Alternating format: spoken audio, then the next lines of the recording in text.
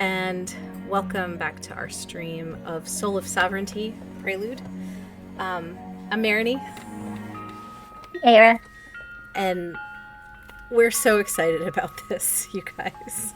Yeah, I'm very excited. Yes.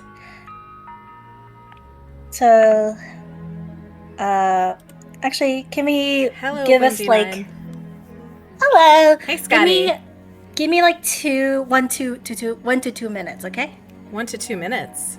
Yeah, I need a rescue K. Oh, okay. Kay's gotta get rescued. So,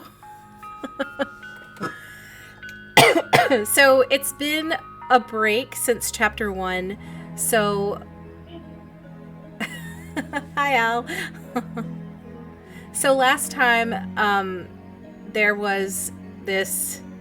I'm gonna tell it wrong, you guys. This is why I should never be trusted to retell a story. But there was this like sickly woman who shows up at this inn in some like post-apocalyptic time, and she needs healing, so she wants to go to this temple. And there's this guy who does flower magic, and he's really soft-spoken and sweet, and turns out that he's like a dad. And he's like volunteers to take her to the temple. Sorry. We're doing the retelling of the story. Yeah. But I am bad at retelling stories, so I'm glad you're back. So what were you doing? I just got to the point where this sickly person comes to the inn, and the pallid woman. Yeah, the pallid woman, and then this really nice, sweet, dad guy comes in to help them out. Thank you, Duncan. And yeah, the pallid woman's looking for a place where she can cure her uncurable sickness. Yeah, and she's just like coughing everywhere, and then it turns out that she was lying. Yeah, she was fucking lying. They get to the temple, and it turns out that she's trying to become a god, and something like that. The being inside, your Kirby sock got a hole in it, Autumn. Oh no. Oh no. Kind of like how the pallid woman's had a thing in her chest. She had a hole in her chest because the god came in and like smote her and was like telling Locke, if you don't give your soul to this woman, if you don't link your soul to her, then she will die. And Locke's like, okay. Well, she pulled a gun on him. Oh yeah, that happened too. This poor guy, he had like a gun pulled on him like twice, right? Yeah, this guy's got a gun pointed in his fucking nose twice. Bless. But yeah, so poor bastard. And then Ismay was just barely still here in the world. We learned that the pallid woman's named Ismay. Yes. And she was here as a spirit for a hot second. Mm-hmm. Loic.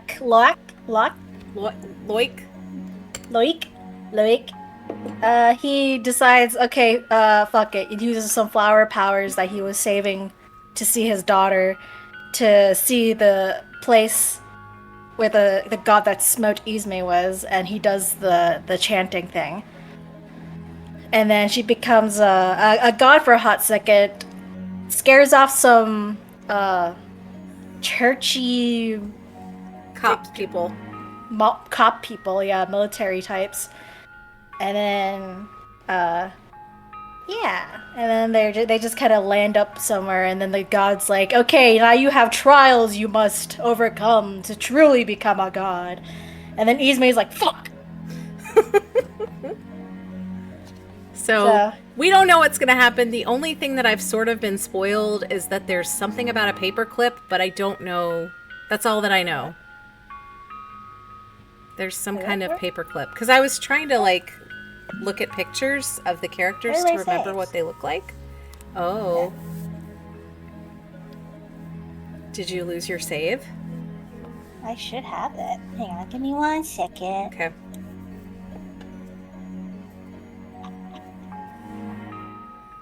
Okay, while we're waiting, the promo image that I have posted in all of the places If you say start, you can start from chapter 2, says Windy9. Save data doesn't carry really? over.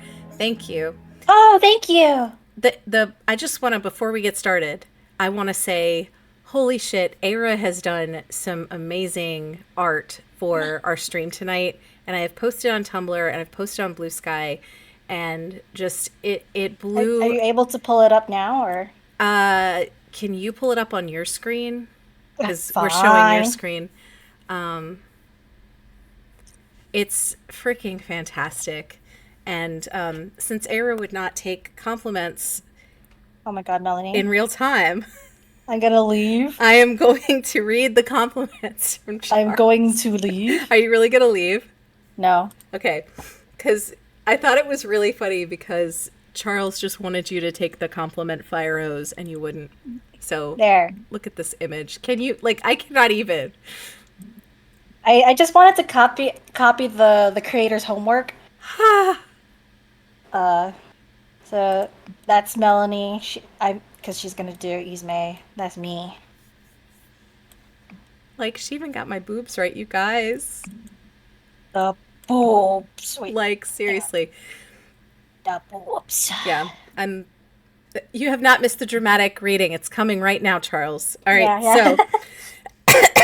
So Charles has said, I have had threesomes that were less viscerally pleasurable than beholding this masterpiece. And I said I was going to quote you on stream in front of God and everyone in the year of our Lord 2025. And then the last one, I don't want to read this part out loud. It's chapter 2, right? Not the after demo? Do we read the after demo? I'm just gonna make damn sure. It's chapter 2. Okay, so I guess we don't have to read Click. chapter 1 after demo. No. I think they're Start from separated. chapter 2. Oh. I think you're white, right? I think they're gonna be whatever. Do you remember the events that were open that day, letting the wind pass through? Real wind, not the stuff they normally churned out to keep people from going crazy. This is the wind that lived and breathed, that I could swear blew my hair into my face on purpose. The sound of it took me to places I'd never imagined seeing with my own eyes. I didn't totally understand why, but I kept coming back to the roof on ventilation days. But that particular day, a teacher saw me, and I learned we weren't actually supposed to be going up on the roof. Too dangerous. I got detention, which I didn't take too well. I was a good student. I could handle teasing, rumors, even being alone, as long as I didn't disappoint anyone. That was different. 30 minutes in a room I'd never seen the inside before. I put on my bravest face and opened the door. It was meant to be a quiet place to reflect. Prayer was encouraged, never required. But how could I do anything else? Oh. The second I entered the room, my eyes were glued to his image, larger than life on the wall. His gaze, too sacred for our sight, piercing the veiling hands and fell squarely on me. He knew how afraid and upset I felt, how harsh I thought my punishment was, and he sympathized with me. But was it so simple? Was going up to the roof the only wrong I'd done? I stood before him, dumbfounded and defenseless. The layers of my heart fell away one by one. I could hear a jumble of my own thoughts echoing in my head. What had I been so obsessed with? The wind that lived and breathed. What did that even mean? Places I could never imagine seeing. The outside? The rotting world we'd been saved from? I lived in safety and comfort, in the loving embrace of the Almighty, and I daydreamed about going out into the dead wilderness? What was wrong with me? My lip trembled, my fists clenched. Disgust welled up in me, but the thought of crying was worse. If anyone deserved to cry, shouldn't it be the one whose love I'd thrown away? And yet he smiled at me, softly, patiently waiting for me to go to him. Please, please forgive me. I'm sorry. You know it's in my heart. I try my best, but I'm weak and... Tears blurred my vision. I blinked them away. and with clear eyes I met a smile that hadn't changed. He still waited. I'm fucking freak out, man. I know, this is like... A sick feeling spread through my stomach and I knelt. I'm sorry. I'm sorry. I was imagining things. I was letting the voice in, but that isn't what I want. I want to live in your vision. I want to be remade. So, please. He continued to wait. What was it? What hadn't I done? My breath grew short and frantic. The world around me started to spin. Finally, the thought struck me to look elsewhere for the source of his disappointment. Oh, I kept thinking the, like, hands were gonna move. Yeah. And for the first time, I saw you there. You leaned with your back against the wall, looking at nothing, ignoring him. How can you just stand there? The words spelled out. I barely even heard myself shouting. You just lifted your eyebrows at me. You know you don't have to do all that, right? Oh, what? We're in here for 28 more minutes, then we can go. Praying isn't gonna pass the time any faster. It had only been 2 minutes. I'm not trying to pass the time. I want to make things right with him. What did you do? That's for him to judge. Wasn't gonna judge, just curious. Hey, well, wanna know why I'm here? They caught me in the scaffolding again. I mean, they'll throw the book at me for any reason, but that was today's. The scaffolding? Like on the... Outside, yeah. That's... What? Why? Isn't that dangerous? Have you ever felt the wind out there? It's nothing like inside. Once you really feel it, you never get over it. At least, I haven't. I can't breathe sometimes when I think about living here forever. That's why as soon as I get the chance, I'm out. I stared in silence. Man, I knew it. You are cool. Sorry, me? You haven't rolled your eyes. If you think I'm crazy, at least you're being nice. I'm kind of here for the same reason as you. What? Whoa, for real? The wind is different. It really is. I just like to breathe it in. Sometimes I swear I can even...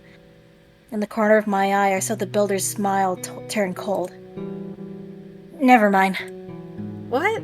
No, don't look at him. Forget his stupid face. I flinched. He's not... Don't say that. Okay, sorry. You can look at him if you want. Or you could look at me. You walked around opposite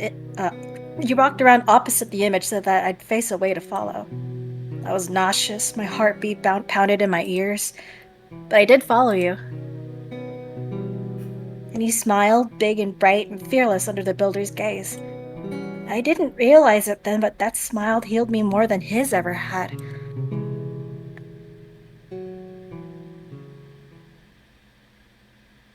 When did I start hating you for it?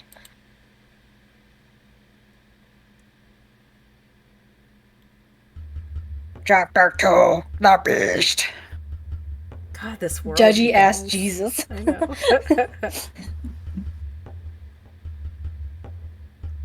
Should I keep going or should you do it? There are no stories about the builder's rise to power. His faithful hands would tell you he was always a god, that he created the world and everyone in it. A well-meaning, holy idiot with no clue what mortal life was like. No wonder the mosaic was the best he could do. Maybe if I looked at it that way, I'd be playing the part of a hero. Too bad I know better. The sovereignty, the power to reshape the world. A legend that eluded even the mosaic's so-called greatest treasure hunter, and it was mine. Everything I could dream of was mine. Until it wasn't. You have not yet realized the fullness of your vision, nor manifested it by your works. Until you overcome the remaining trials, you must continue to walk the earth as a human. Now a second trial awaits in the remains of Arrakest. Arrakest, some ruined capital. Locke knew the name. According to him, we'd arrive on foot in 2 days. A little persuasion made it 1 day with no breaks. Now the sun sets behind us on a worn-down mountain path. Below us, a valley of thick fog like endless nothing. Tired already? He's been lagging behind long enough by now that I have to raise my voice. I catch a flash of exhaustion on his face before he sweeps it under the usual smile. A bit. Whatever godly stamina the sovereignty has blessed you with seems to have skipped over me. But we're making good time. Perhaps you can spare an hour or so to rest? I asked for a yes or no, not an itinerary. Now keep walking before I make you crawl. Holy shit. As you wish. I love them so much. And then a little bow. That's it. You know what? I've decided I am tired of walking. Carry me. Oh. This makes him pause, like he's unsure he heard me right, but we both know there's no mishearing. Soon enough, he stoops slowly down to offer his back. All right, off we go. You know you're not fooling anybody with the fake cheer, right? He laughs barely. You yourself warned me not to expect sympathy, Yzma. If you'd prefer I begged for it now, you need only say the word. Now, I'd like to say the amount of heavy lifting I did at the shop would surprise you. On a better day, I might manage like this a little while longer. Sadly, between the lack of sleep and all of yesterday's excitement, I think we've discovered my physical limit. So, with apologies. Huh? Huh? Hey, shit!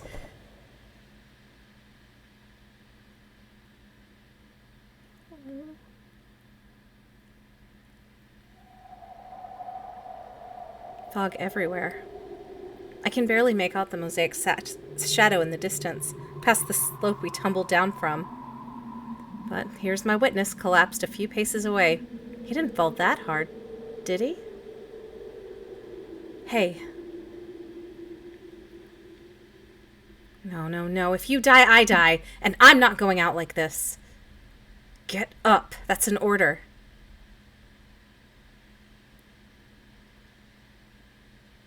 Your concern touches the heart. And you may rest assured your immortality is in no danger, if I can just have a minute to catch my breath. Fine. Shame on me for expecting my sworn servant to get a little exercise for his god. What happens when I order you to do something you really don't want to do? Such as?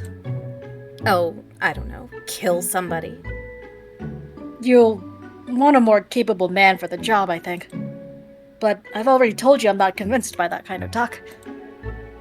Even without hearing the full truth, I believe you're searching for kindness, and you're just as worthy of it as anyone. Please. Well, however I'm choosing to look at it, the decision's been made. No going back now, even if I might do some things differently, given a second chance. But while we're on this subject, there's something I've been meaning to ask since we entered into this relationship together. Shoot. What is your vision for the sovereignty? What kind of world will you create with it? A world for me. What else? Yes, I imagine any sovereign hopeful would say the same. My question is more what that looks like exactly. Oh, reclining on a throne, naked servants feeding me little fruits. That kind of thing. I'm only encouraging you to give it some thought. After all, the voice seemed to think your vision had a ways to go yet. If nothing else, have you considered the lives of ordinary people under your rule? Other than the naked servants, I mean. You can't have a thong if you're feeling modest. Oh, you can have a thong if you're feeling modest. A benevolent god, indeed. Well, let's cut the shit. What kind of world are you hoping I'm hoping for? Come again? I can believe that you saved me because you felt bad or whatever, that's fine. What I don't buy is that a smart guy like you wouldn't be looking for a way to make it worth his while. You say I'm worthy of kindness. In other words, if you're nice to me, you'll be able to call in a favor once I'm in charge. So let's hear it. In fact, I'll take a wild guess. You're a kid, right? For better or for worse, I've signed away in my life. Am I wrong to hope it was for the better?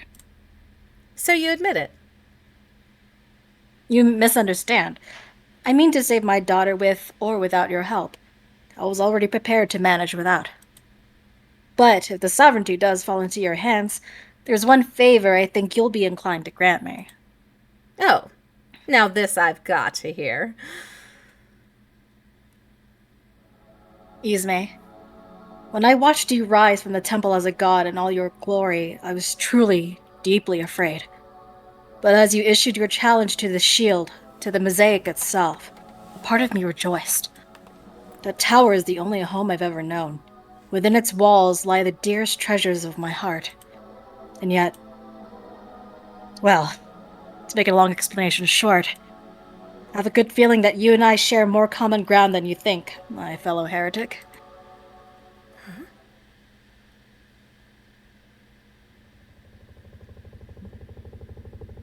What the fuck is that? I'm sorry, do you hear that? What? What? Now I do. The slow approach of a propeller. Ugh. I don't need the headlights blaring through the mist to confirm my first thought. I know a shield SV when I hear one. Help us on the way! Please remain calm! Great. The pilot makes a sloppy landing and rushes out to greet us. Oh.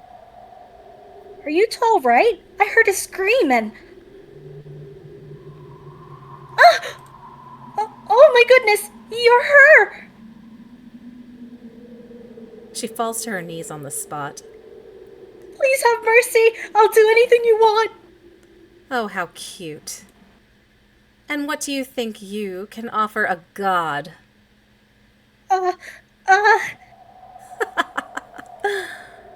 Get up. Maybe there's something you can do for my mortal dead weight.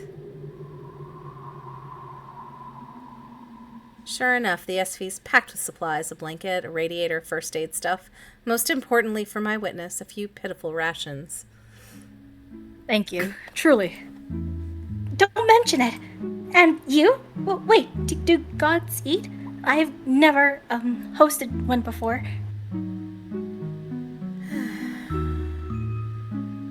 Wait, did I skip that? No, I just sighed, so... If you don't mind my asking, we've met, haven't we? Very briefly at the lamplight. Yeah. Felicia Ferret? That's such a cute name, but I just wish I can say it properly. Belle for short. Loic Ard. Pleased to meet you, Miss Ferret.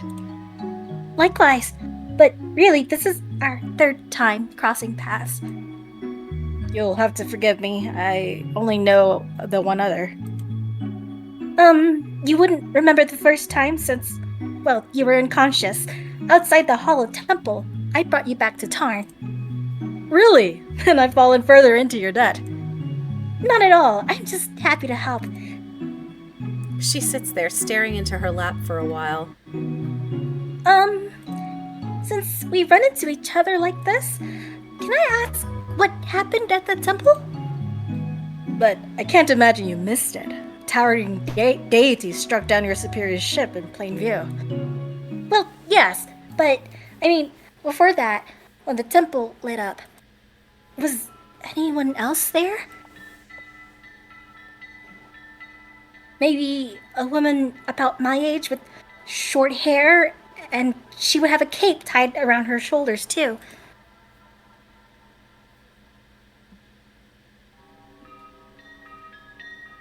The two of you were there, so I figure you would know. Or you might know. Quick question. Where are we? What? The middle of nowhere on a path to some ruins no one's cared about in 50 years. Does that about sum it up? More or less. I don't... Great, because I'm having a hard time believing a rookie OS patrol just happened to run into us here. You know the whole shield is looking for me. I liked your little rescue act, but you didn't mistake us for random travelers. You've been following us. So what's the plan? Let's say I know this girl you're asking about.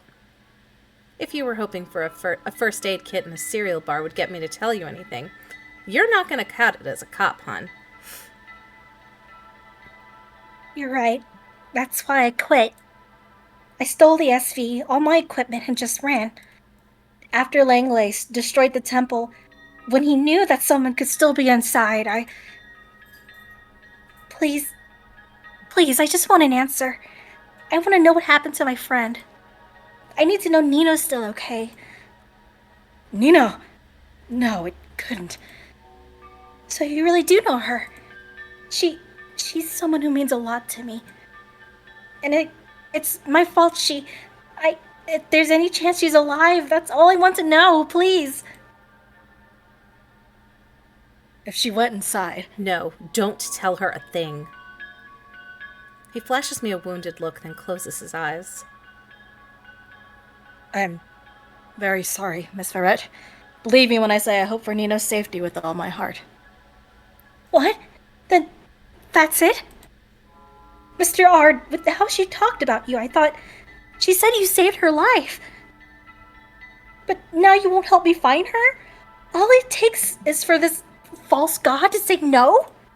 Oh, now I'm false? Sooner than you think, I'll be the only god. Mr. Ard here is just ahead of the curve, and he's a very loyal follower, too bad for you. You... She draws her weapon. That's more like it, rookie. Too bad it's still not getting you any answers. You can't kill me. She stares me down for a few seconds, obviously having second thoughts. Then her aim jumps to my side. I realize Locke has raised his palms and to offer peace. Stupid! Then what about him? The look on my face spurs her on.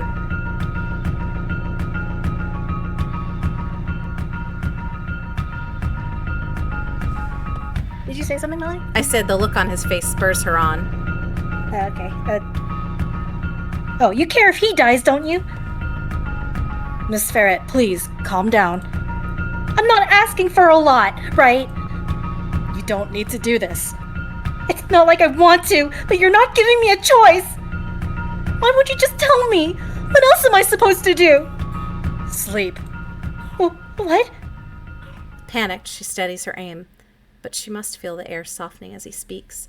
I can tell even before seeing the dim light pinned at his waist, swaying with his steps.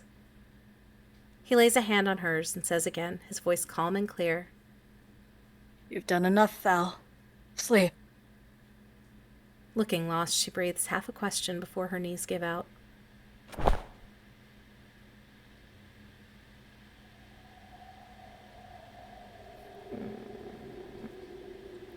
See, if I were her, I would have just shot you. If only. What flower was that? Hey, Feather, but give me a moment, please. He's knelt down beside her, rifling through the pages of his notebook. What, you're not done? That was too sudden. If she'll suffer if I leave her like this. Likely even more when she wakes. Who cares? I do. Please, just one moment. Now that I look at this girl, she really is struggling, clenching her brows, still breathing a mile a minute. The flower Locke picks out is another mystery to me, something white. As it comes alive, bathing her in light, he brushes her hair away from her eyes, then lightly cradles her head in his hands. He talks to her in that warm, soft tone. I can't make out the words. Her ragged breathing slows, and the creases in her brow start to fade. Finally, something close to a smile shows on her face. Alright, there we are. Did you have to do it like that? Like, what? Nothing. You're not going to pass out again, are you? You sound like shit.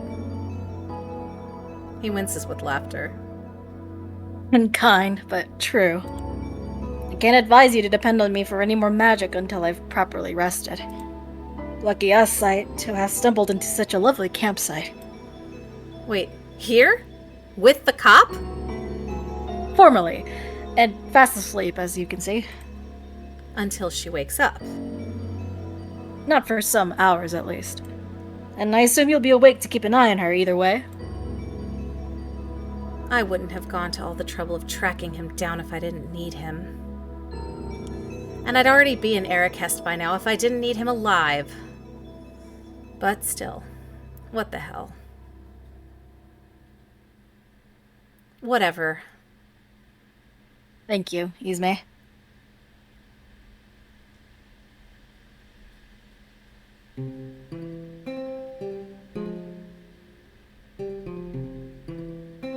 Huh? Oh, here, take him. Huh? Go on! Thank you? Yeah. So, you don't feel anything, right? No? Man, I knew it was a dud, but I had to try it. Huh? No, wait, seriously, huh?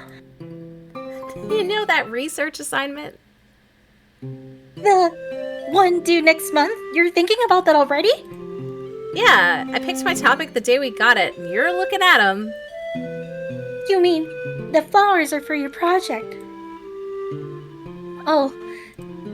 Not just the flowers. I'm investigating flower language, one of the greatest mysteries of the ancient world. Flower language? Like unrequited love and stuff? That's what everybody says. Here, just read the stupid pamphlet they gave me at that place. In the pre-Mosaic palace, flowers with particular meanings conveyed messages of love and longing from sender to recipient. Thinking of you, I pray for your happiness. My heart aches. All could be expressed with the right arrangements of blooms. In accent, people would come to ascribe far more varied meanings to their flowers. While some might strike us as bizarre today, did you know the pink hydrangea means underwear? When taken as a whole, Aksendi flower language is beautifully nuanced and endlessly fascinating. And then there's a glossary. Yellow roses for friendship, Pelisius for regal beauty. Oh, there's the hydrangea underwear thing. It's so dumb, right? I mean, I wouldn't know. I'm not the one researching this stuff. Well, first of all, Exen invented flower language, and they weren't just using it to send love letters. What were they using it for? Everything. Marcel Mullen. There you go. Marcel Mullen wrote about it. He said it was the most powerful magic known to man.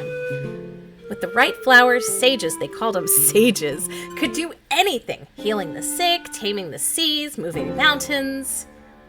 That sounds scary. It sounds cool. Anyway, it was a total mystery. The temple expedition couldn't get off the ground for years because nobody knew how it worked. And then Marcel Mullen met actually met a real living sage, someone who could unlock the secret of the ruins. And they still didn't find anything. Yeah, but that's just it. The sage disappeared. Mullen's last report said the excavation team came back short one person. What? You mean they, died? That's what I thought, but here, look at this. She handed me a magazine open to the cover story. A familiar actress smiled at me, arm in arm with her co-star. Fifi LaCour. Oh, I didn't know she got married. Cute.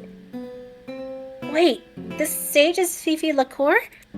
No! Read the article! I skimmed through the descriptions of her luxurious ceremony.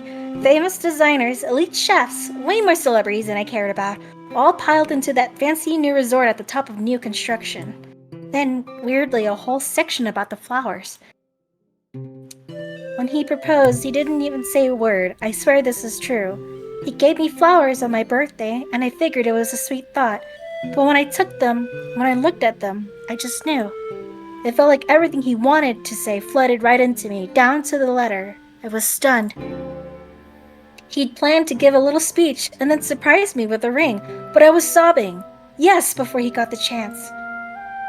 Fifi's unconventional proposal left such an impression that she insisted on hiring the same florist for the ceremony itself. But when we asked for a name, she played coy, wanting to protect her hidden gem from the spotlight.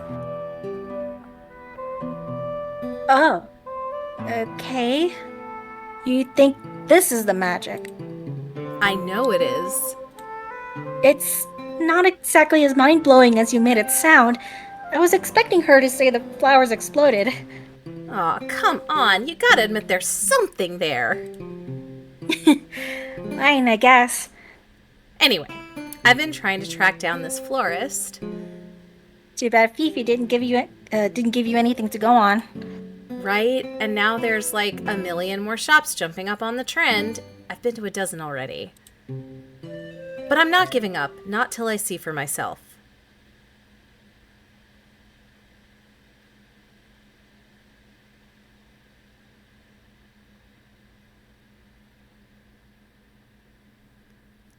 Who's reading this one? I don't know. Look, people, look with your own eyes. However tall the mosaic may climb, it remains only a tiny corner of the world as it used to be. And that world is all around us, still, right now, more than a memory, more than some trove of riches ripe for the plunder, the living, breathing world. But don't just take my word for it. Look! The request seemed easy enough. And despite the look on my daughter's face after the client had left, it wasn't too far out of the ordinary. I had considered a number of approaches. Striped carnations, your feelings overwhelmed me. Sunflowers, daffodils, I take joy in my solitude. Pomegranate, if only I could. The more options I weighed, the less I could deny what I was doing. Flimsy euphemisms, every one. I was skirting around the obvious answer, the most direct expression of the client's feelings. How dare you? I sat alone in the workroom, watched by a crowd of scornful faces. The arrangement itself was trivial. I could have let one of the new hires handle it had I not feared wasting their effort. But I'd made my bed. Nothing else to do but try again.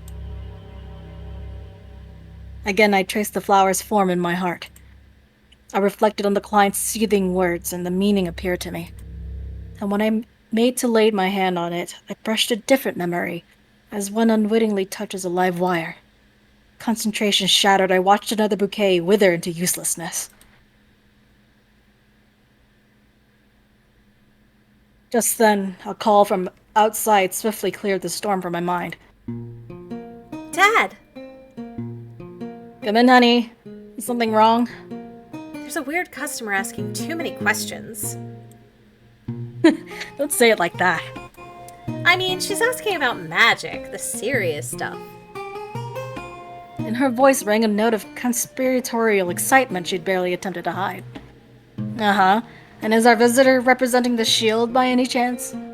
I don't think so, but she's really intense, and Sammy is so useless. Be nice to Sammy, please. He's too nervous. Everything he says just makes her more suspicious. I'm sure he's doing his best. Let's give him a break. I took a moment to check the flowers clipped to my apron, all in order, before heading out to the floor. Samson had been with us at least a year by then, my first full-time hire. His open warmth made him an excellent clerk, but really I could leave just about anything to him but the magic. Lilia, somewhat resistant to change around the shop, would not fully warm to him for a few more years. She quietly retook her seat, obscured by a vase at the edge of the register counter, from which she could have comfortably judged both Sam and his new threat. The confrontation had stalled by the time I entered. Sam stood anxiously at the counter, looking anywhere but at the impatient young visitor. Alas, he met me with great relief. Oh, Mr. Ard. Phew. Oh, he's cute. I know.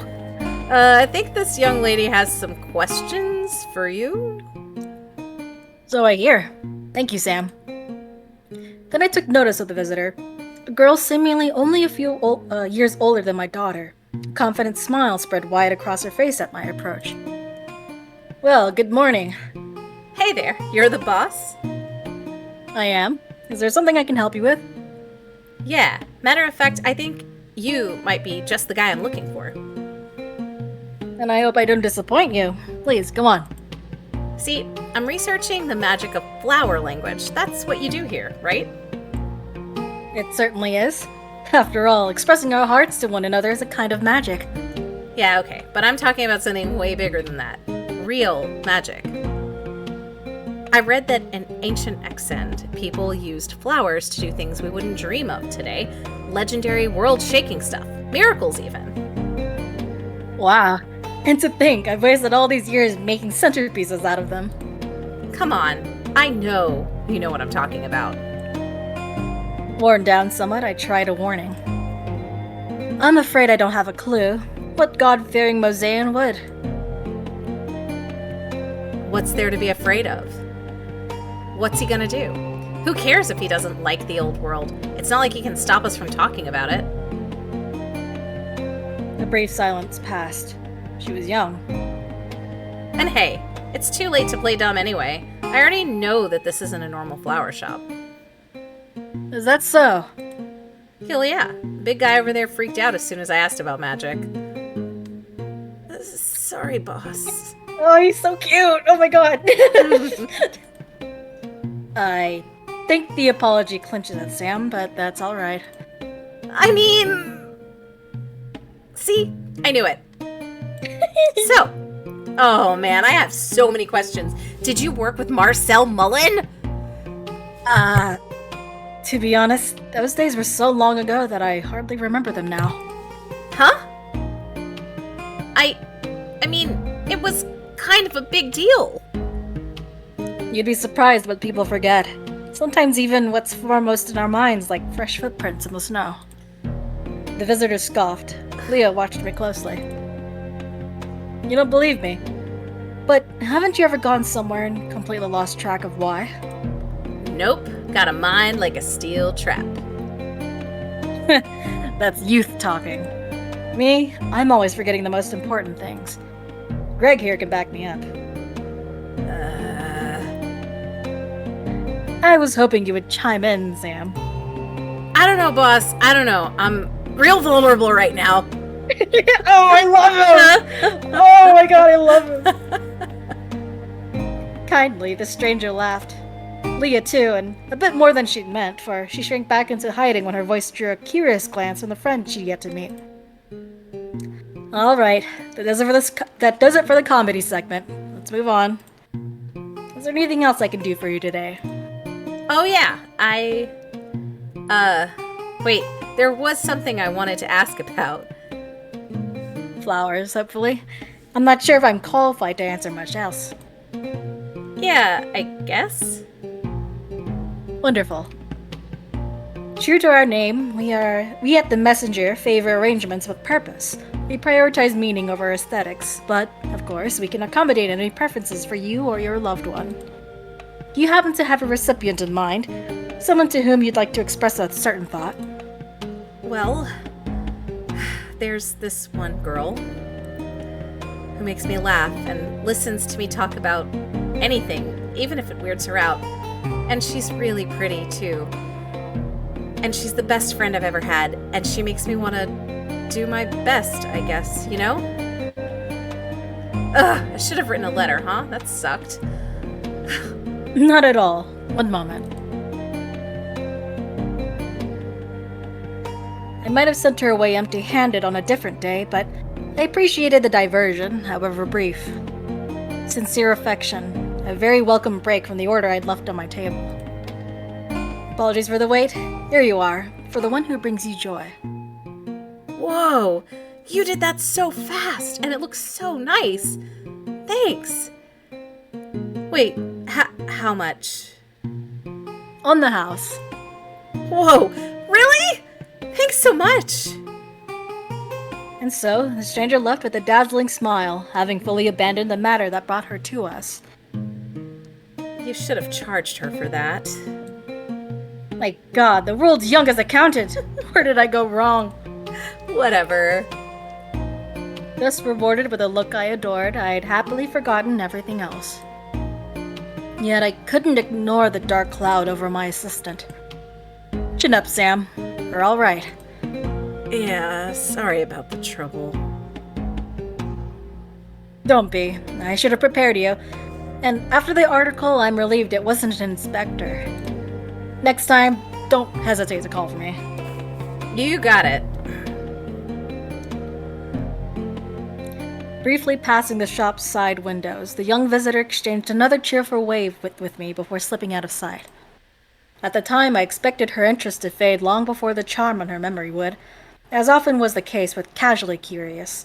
Complacency on my part, I admit. I'd yet to learn that Nina's was no casual curiosity.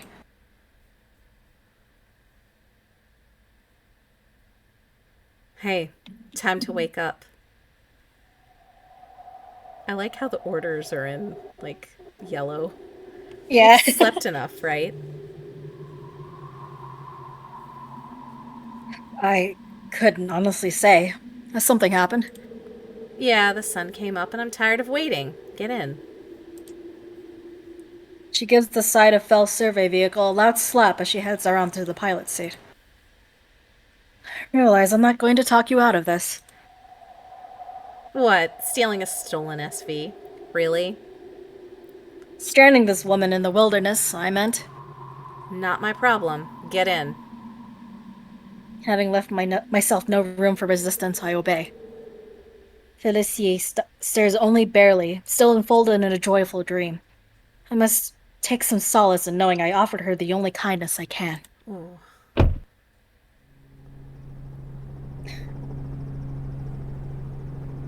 She'd know how to fucking fly this thing. I guess so. Aerial survey vehicles were a more common sight in the old days.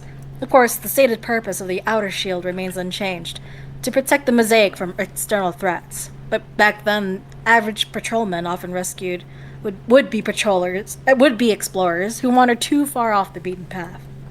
As the number of wanderers dwindled, so too did the daring rescues. At her age, I doubt Officer Ferret would have been seen enough excitement in the field to earn this rickety SV its scars. At least one mark is hers. A lone photograph taped over the flight of one of the flight displays. Isbei coos sarcastically before flicking it out of her way. She takes us into the air with surprising ease, almost nonchalant. Clearly, this is not her first time piloting a shield vehicle. Meanwhile, I rescue the photograph. Oh, we're gay! It really was Nina. What? Oh, right. You knew this kid. Yes. I had the privilege of employing her for a few months. In a word, fearless. Her best and worst quality, to be completely honest, but we were all happier for her presence. She wanted more than anything to become an explorer. When the world moved on, her fascination only burned brighter. The first time we met, she tracked me down, looking for answers on the so-called Hollow Temple. Meaning she was after the sovereignty. I would say her ambitions fell short of yours. You two might have You two might have one point in common, although her religious upbringing was a bit more ordinary. So what? Ran away from home? Ran into the sovereignty's hall and got herself skewered? Ugh, Ismay. We know what's on the other side of that gate, and her girlfriend wasn't there to bring her back to life. You do the math. We aren't entirely sure that Felicie saw Nino enter the gate at all. Whatever helps you cope. Seeing no future in which the survey vehicle is reunited with its pilot, I find a place for her photo into the pages of my notebook. That's all I can do.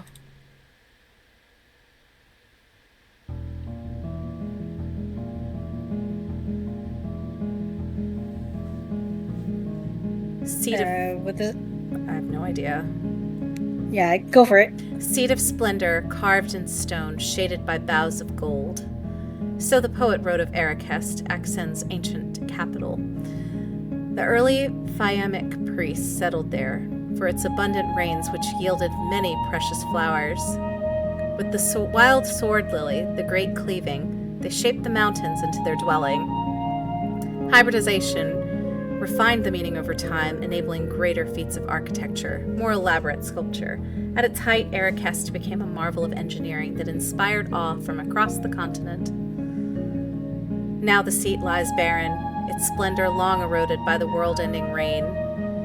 After some few valuables had been collected by treasure hunters, Erekest quickly fell back into irrelevance. Ismay I guess I'm still Oh, that's you. Sorry. Yeah, sorry. Ismay looks over the ragged remains, her face hardened into a scowl. Is this it? I wonder what you expected from my description of the place. You know I wasn't listening to any of that. Of course. This isn't Erekest proper, at least not as I've seen it. Treasure hunters approached it from the north, nearest home. We've come around the south. Can't imagine why they didn't bother with this side. Marcel Mullen would have liked to.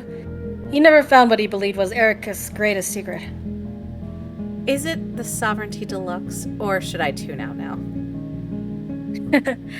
Unfortunately. The ground shudders, then lurches. From behind comes a scraping sound, a tremendous crash.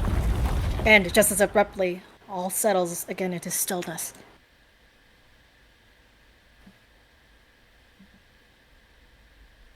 When we turn to look, the parked SV is nowhere to be seen, swallowed, I realize, by a massive rift.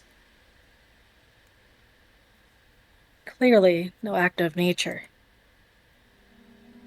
Exalted and witness, go forth. Eyes all aglow, Ismay peers over the edge into the depths. There lies Erekest's legendary subterrane, the holy city beneath a city, paired for us as if on a platter. Briefly, I consider what he would have given for such a view. How's that for service? Come on. Indeed, our guide has graciously provided a path down along the cliffside, scalable with a good deal of care on my part and very little in Ismay's. She hops down on instinct, apparently having taken to her new invincibility as a fish to water. At the deepest point, a great effigy carved upon the wall beckons us into a long, dark tunnel. So, humor me. If we're the first people to find this place, there's going to be treasure in here, right? Surely wealth pales before the promise of godhood, Exalted. It does, but until I get my godhood, why shouldn't I have a little spending money? Maybe you too, if you behave. You're very kind, but I get by. Not that you find much luck converting relics into spending money in this day and age. Wait, Ismay, stop. I point out what I've noticed.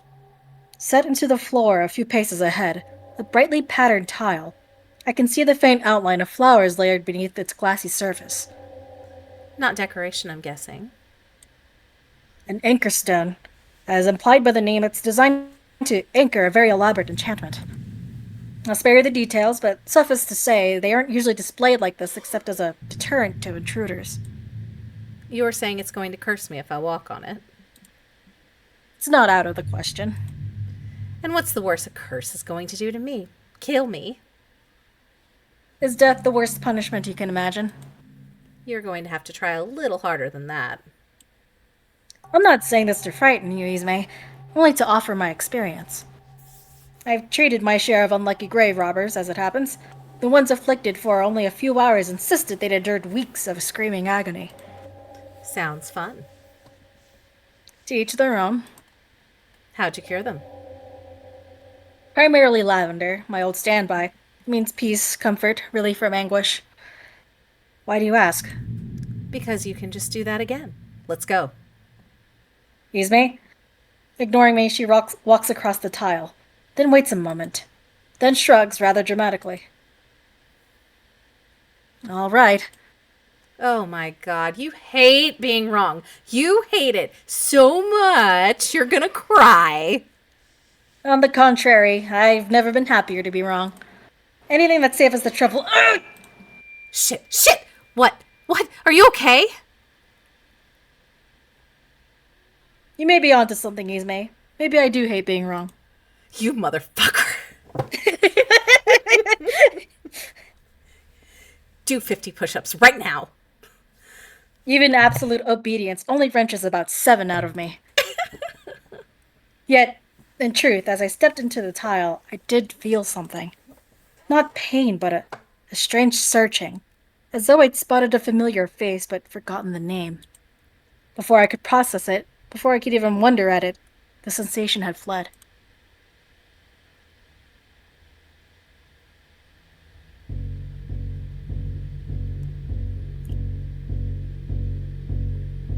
God, the art in this is so just So mind-blowing. fucking gorgeous, yeah. Wow. This is a hell of a lot bigger than the last ruin. Hardly a ruin at all. In fact, Ismay, you'll recall the professor whose writings sparked your search for the sovereignty. He theorized that this man was the last to wield it. Oh yeah? And who was he? Sam Sarai, the final king of Aksen. This place is a monument to his rule, or so I gather from the inscription. So you can read it. Oh, not a word of this formal stuff. It may as well be a different language from the Aksendi I know. But the flowers carved into the frame paints a clear enough picture. We often see these 5 associated with royalty, each extolling the monarch's virtues. By this point, I expect Ismay to tire of my explanation and order me to move along. Instead, she stares up at Sarai's image in total silence. Bet this guy was a real piece of work. I wonder what makes you say that. Just a hunch. That's a flower he's got, right? What is it? That is unmistakably a witch gaze. A mark of authority. I wondered too if it served as a symbol of his sovereignty. Wait, there's a flower that can give me the sovereignty? Then why are we wasting time with all this? No, I'm only suggesting that it was a visual metaphor here, a clear sign to the people of the time. Okay, what does it do? Pardon? I mean, if you did your magic thing with this flower, what would it do? It's a faulty assumption that every flower necessarily does anything, Ismay. Answer my question. To the best of my knowledge, then. I told you that the early priests settled in Ericast because its climate yielded many vital flowers. The most prized of these was the wild pansy, whose meaning in its purest form is, essentially, unrequited love. You're shitting me. No. Earnest devotion refused by another, that meaning is the progenitor of the witch gaze. It was refined through cultivation over many years, revealing new complexities, deepening beyond description. The poet chose contempt, shame as a bridle on the defiant. At a time when factions warred for control of Aksen, the witch gaze rose to prominence as a tool of conquest. Unification was won not by military might, but the power to grind hearts and minds underfoot. Neat. Where do we get one? Of course. I'm supposed to be winning followers. This sounds like a pretty convenient way to go about it. But I can see you're just dying to tell me all the reasons I can't. Setting aside my hopefully obvious objections for a moment, it would be impossible. The witch gaze is a variety of garden pansy with a very specific, very rare coloration. The royals of Aksen bred them with purpose. Obviously, we today do not. Great. So, only this one color is any good? Most pansies bear less potent meanings, far closer to the original love spurned. Although, if you visited my shop, you'd find the even lesser varieties absent. Which brings me to the second flaw in your scheme, Ismay. I can't read pansies. What do you mean you can't? It's the nature of my work to invoke emotion in many forms, some more complicated than others. I've attempted to incorporate common pansies into an arrangement before, but their meaning isn't compatible with me. Even at its weakest, it demands a certain mentality which I find disturbing. You're too much of a puss. As always, you have a way with words, but mine seem to have failed me here. Let me put it this way. Have you ever seen warmth in the builder's smile? Excuse me? Supposedly, it's there. As someone who falls more than a bit of shy of his vision, I've never been able to verify that myself. To me, it always appeared more like derision, a kind of mocking hatred which drove my younger self to dark places. Of course, I don't presume that you share my exact point of view. But when I speak of contempt as wielded by kings against their subjects, that is what I mean. You can be a real buzzkill, you know that? Oh, not at parties, they love me. So fucking cute. Yzme's interest mercifully runs dry, allowing us to return to the more pressing matter of her trial. Behind Saray's image, the path leads us to the heart of his monument.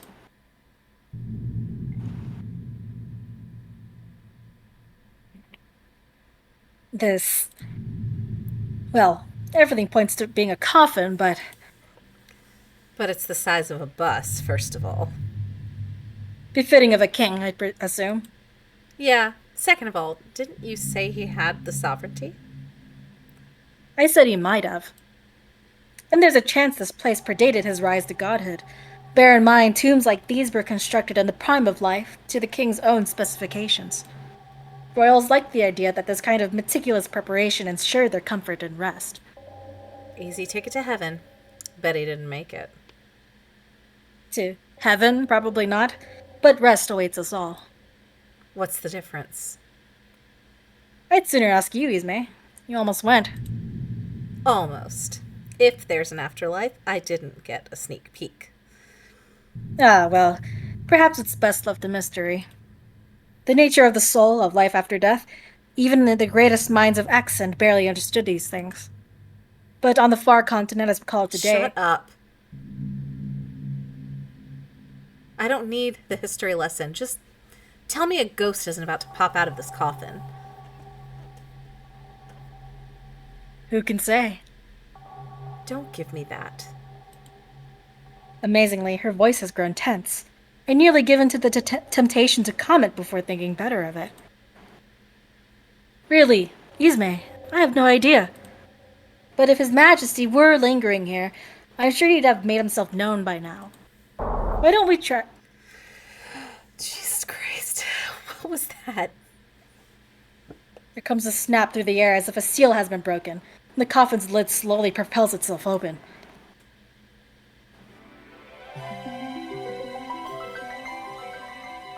Is that a gator? Later, Gator. Oh my. What the hell?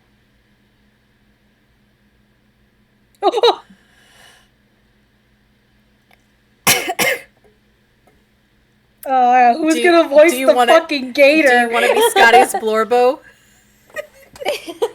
Finally, a Blorbo. Name me? Name me? Oh my god, holy shit, that's a big lad! Oh my god, this is... this is Look at I am in awe at the size of this lad, holy shit. Yes, somebody Cherry! call Cherry! Somebody call Cherry! Maybe, is it you? It talks? No, you aren't her. Where is Namie? Please excuse us. We didn't mean to disturb you. It's staring. What did you say? Did you piss it off? What the hell did you say? Hello. You must have traveled very far. I could speak your language too, if that's easier. My accent's that lousy, huh? Oh. Oh! No! Please forgive me, I didn't mean... No, I'm only joking. Here, we'll start over. My name is Locke. Locke, my lord, I'm honored to meet you.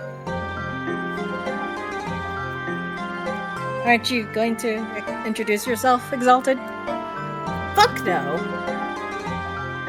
Fuck no, my lady, I'm honored to- No.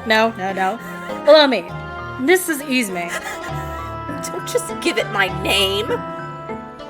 Ismay, my lady. Great ones, I welcome you both. My name is Tutu.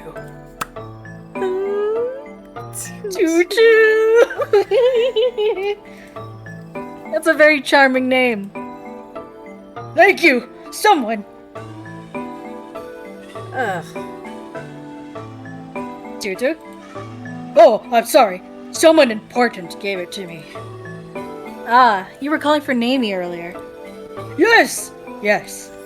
Naomi is my friend. She left me in this place. It was dangerous, so I couldn't stay with her, but she told me she would come back for me someday. But I wonder how much time has passed. Tutu, this may be hard to hear. Please bear with me. I believe you've been asleep for several hundred years now. Oh. But Naomi did tell me it might take a very long time. And if I'm awake for after so long, that means she's here. She came back for me. I don't see her. Hey, this is like a prank, right? I'd be astonished. What I can gather from the flowers in her coffin makes it clear. Tutu's friend must have spared no effort to protect her for a very long time. No wonder treasure hunting died if this is the kind of shit there was to find. There's something wrong? Not at all. Don't mind us. I'm afraid we don't know where your friend might be, Tutu, but maybe we can help you. Not a chance. Absolutely no stupid errands. We can't rule out the possibility that this is connected to your trial. Will you really help me find my friend? We can certainly try.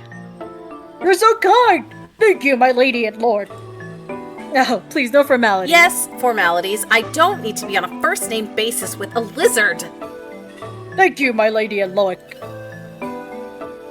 Maybe your friend's gone ahead of us. At this, I point out to the stone door on the far wall. It seems to open vertically, and it's clearly every bit as heavy as it looks. I wonder, do you know of any mechanism for opening that door?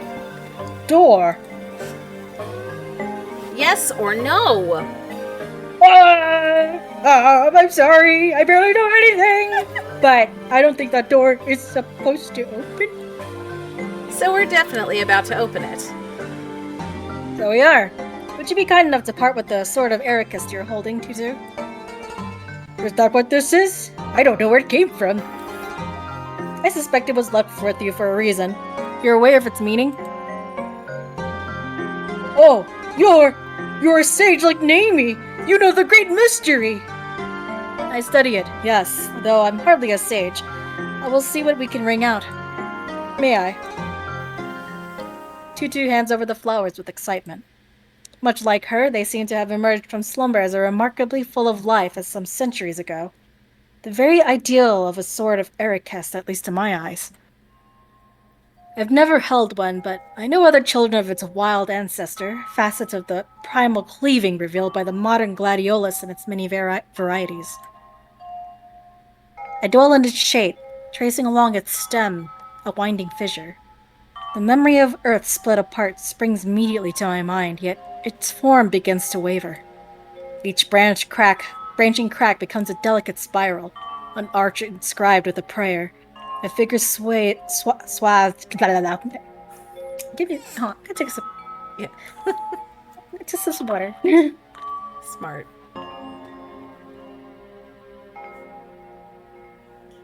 A figure swathed in marble, a condescending smile. All of these etched upon a pillar great enough to blot out the sun. What can I do with this? Huh? Whose works may compare to yours? Not mine. I have no mind for sculpture, yet you give me a chisel. So be it. See what I create.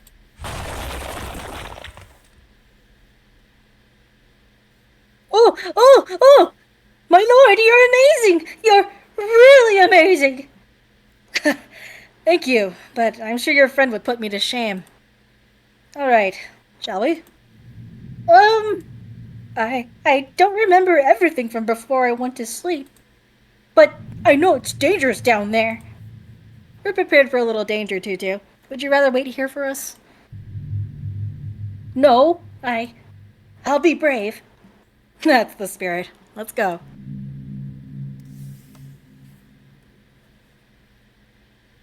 To be honest, I was kind of expecting him to just open the door.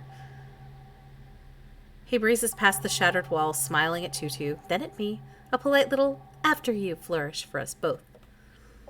But for 1 second, I saw a feeling on his face I could actually put a name to.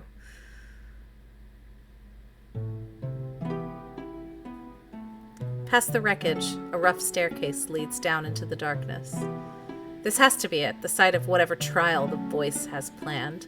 I have to believe that, or I'm going to go insane watching this gigantic baby lizard tiptoe down one step at a time, coached along by her new mommy. In places where the walls aren't broken up by tree roots, there are paintings, little figures in various poses, dancing past Tutu as she stumbles her way down. Luak glances at one before he speaks. Forgive me for this, Tutu, but I have to say I've never met anyone quite like you before. It's okay. I know animals don't talk. It's wrong. What? Unusual, certainly, but wrong. Humans are great beings. Their language is powerful. I don't think I was meant to have it. Sometimes I can feel it. It's wrong. Oh, but really, we weren't meant to have the language either. Fayem broke divine law by granting it to humans, or so the story goes. Can't imagine it's any more wrong for you than it was for us. Now that you mention it, I think Naomi said something like that. Then Naomi had the right outlook. I think it's a wonderful thing. So they also had the epithet for Luak was that he's the celebrity. So like yeah, I think as we go, we get different epithets. Come on, it's a little freaky. I wouldn't. It's freaky. Admit it. It's freaky, as are many wonderful things in this world. But we strayed from what I wanted to ask. If you don't mind, Tutu, how did you learn how to speak? I didn't learn. It was a gift from the great king. Truly. And how did he grant such a gift? I can't remember. Sorry. No, that's all right. I'm only surprised. What an incredible feat for a mortal king. Wouldn't you agree, Yzma? Yeah, incredible. This guy had sovereignty, and he blew it on making an animal talk? Was he 5? Tutu? She stopped a few steps behind, staring up at a spot on the wall. The dancing figures gather around one much larger. Actually, looking at it now, I realize this ringleader is the only human. Hang on, these are all animals. There are more of you? I think so. I'm sorry. I wish I could remember everything. Maybe I can help. This mural reminds me of a story I've heard. Really? Oh god, we don't have time for this. Yzma, I think... No, I'm putting my foot down. No more stories. My apologies, Tutu. Oh shit, I fucked that up. I think it sounds like I've exceeded my story allowance. Okay. Yeah. I didn't realize we could go back. Oh my god. Oh! Oh! 2 minutes. That's it. More than enough. I'll tell the abridged version. Yay! I wonder if the creator was like inspired by later Gator, because these faces are so cute. So adorable. There was once a priest who sat in the gardens and sang praises to Fayem. His voice was so beautiful that it would draw the animals near in wonder.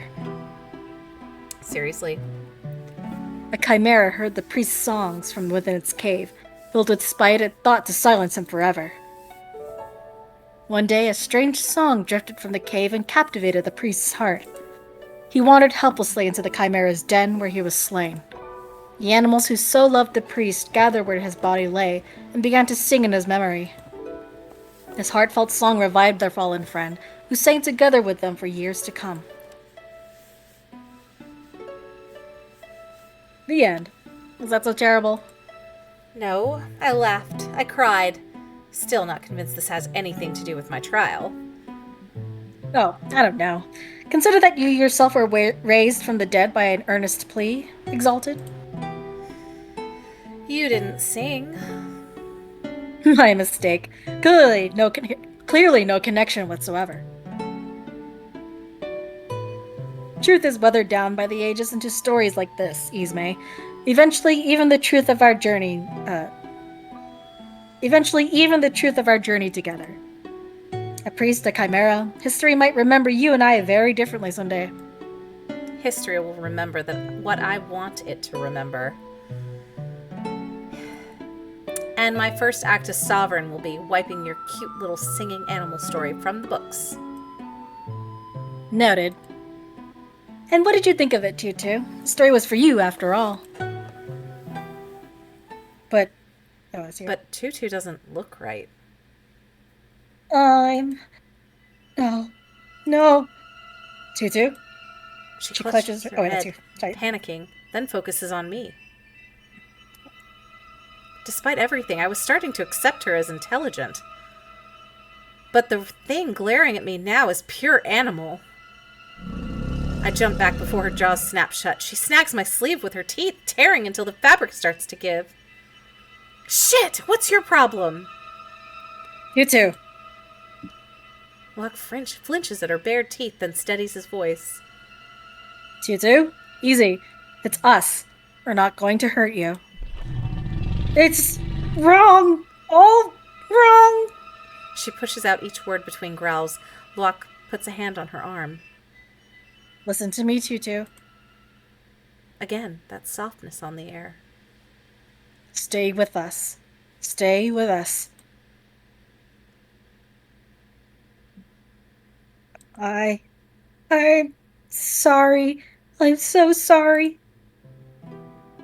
It's okay, Tutu. Everyone's all right. Speak for yourself. Ooh. Whoa! Look at that outfit. Are you going to Holy explain what the hell that was about? Hello? Hello. I'm sorry, but I don't think we've met. It's Ismay. Huh?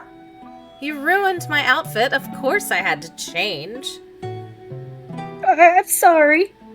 I don't know what happened to me. I heard his voice and I felt so wrong. Whose voice? He came from far away, from a place where people sang, and he would sing in the gardens like in your story. We sang for him, to make him happy. But then something terrible came. I'm scared. You're safe with us, Tutu.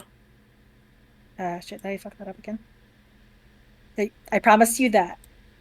You'll be brave, won't you? I will. Oh, what the fuck? I am going to throw up if these two keep doing whatever they're doing. Oh, what a cute picture. The real heart of this place is just ahead. I can almost taste it. We come to a room on the way. Holy shit. I'm freaked out. I've never felt so much dread in a single image. Holy shit, this is beautiful. Whew. Nothing but another door leading further down. A glorified staircase landing. How do you just casually paint what it looks like when there's no light in a room? Right? I don't even know. In my painting, there is no light. Okay, I believe you. So we press on. As we approach the depths, something sparkles on the tree roots lining the walls.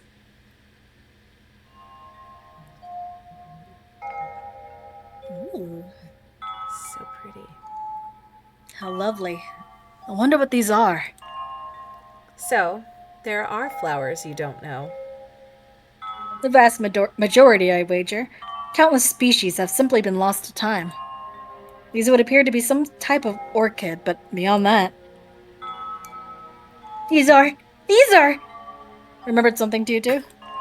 Yes, the flowers underground are important. Naomi said they were important. That's promising. Did she mention their name by any chance? Not that I remember. I wish I could help more. I'm so sorry. No, don't worry. He plucks the nearest flower he can reach. Let's just call them monument orchids for now. And they have to mean something juicy, right? Juicy, I'm not sure about. Well, guessing won't help us at any rate. Meditation reveals meaning, but without some sort of starting point, that could take weeks, months. Months? Pessimistically, I'm hoping we have a bit more to go on. Tutu, do you remember anything else about these flowers? Even the smallest detail Naomi might have told you. Nay. They would make his voice... Tutu? No. No, please. Stop. The darkness beneath the roots moves. It starts to churn, dripping upward through the air in long trails. I look closer and see something tangled up in it. Animals. Fur, wings, scales shuddering together. A giant herd, eyes all opening at once, all shining on us. The shadow carries them up in its tendrils. Big, exotic beasts, birds, whatever else. It gathers them together, twisting their limp bodies into limbs of its own. Then a voice rings clear as day in my mind. Luak shares a look with me. He hears it too. Exalted seeker of the sovereignty.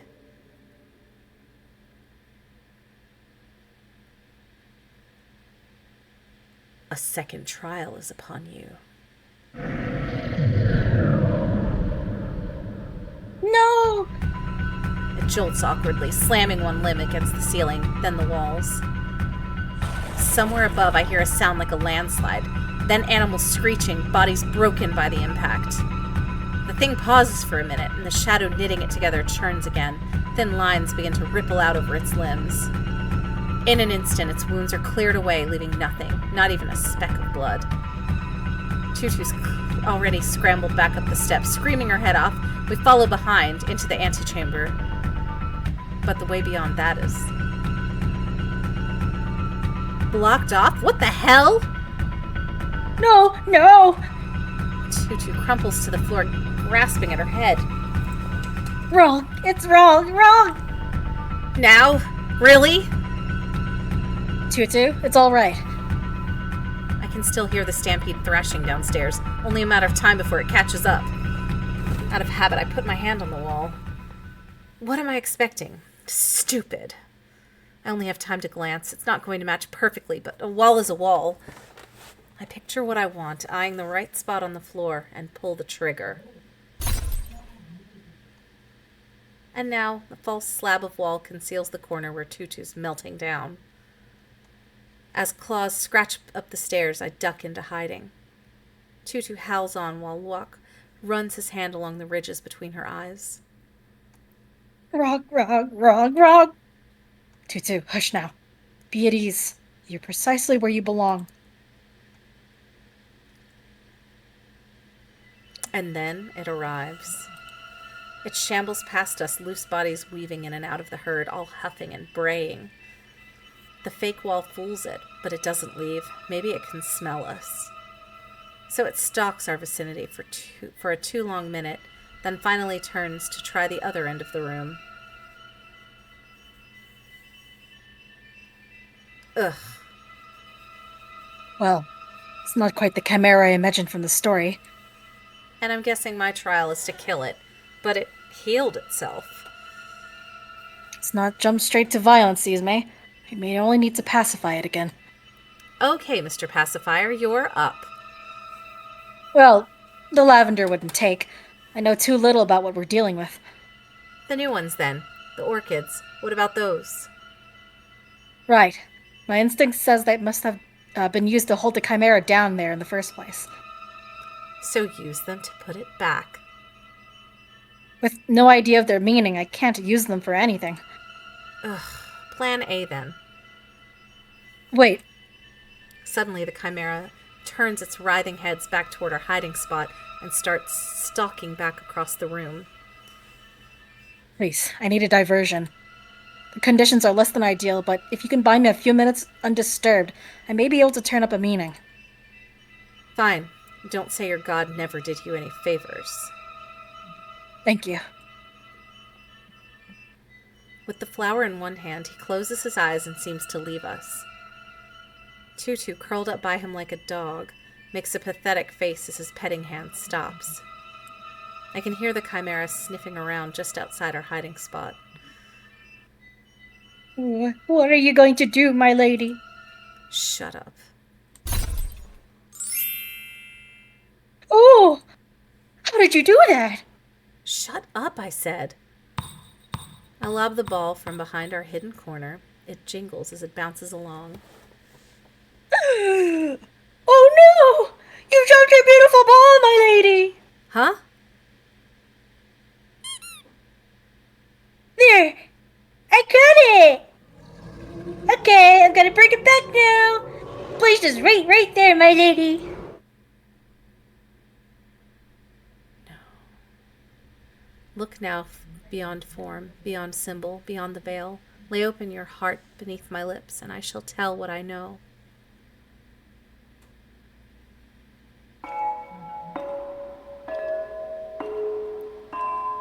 The poet's writings usually serve me as a bridge. By her words, I walk across the mire until I am left to wade in. This bridge is much shorter, yet I prefer it. Freed from the constraints of ceremony, of reverent study, I can simply get to the point. They would make his voice. Then, as if summoned, that same voice rose to torment her. Wrong, again and again, but these were not her words. I reflect on the flower's form, seeking sense within it. In the array of its petals and its barest weight on my palm. In its sigh, bright and fragrant, devoured by the earth. In the decaying roots adorned with ribbons of lace. Beyond all these, I hear the sound of rain. It fills the air like voices shouting to be heard, joined one moment in alluring harmony, then the next only noise. As I sit and listen, a stray drop singes my hand, raw, bracing pain. It sparks in me a kind of ravenous panic. I imagine myself running out to burn alive in the storm. But I have crossed the threshold. My refuge is endless as the sea. Now I see where the rivulets run, where violent waves crash and fall silent. Silent! Exhausted with relief, I grasp at my throat for a cry which never comes. Silent! Hey! Hey! Hey, hi! Did you find out what your flower means yet? Silence. What? Go fuck yourself. Thankfully, for all presents, this is not a command. No, the flower means silence, Ismay. Oh. At least that's my first thought, but... Where's Tutu? Oh, she got eaten. Oh, what? I distracted the thing. I did that. You have to thank me for that. After offering my sincerest gratitude, I look out from the hiding place.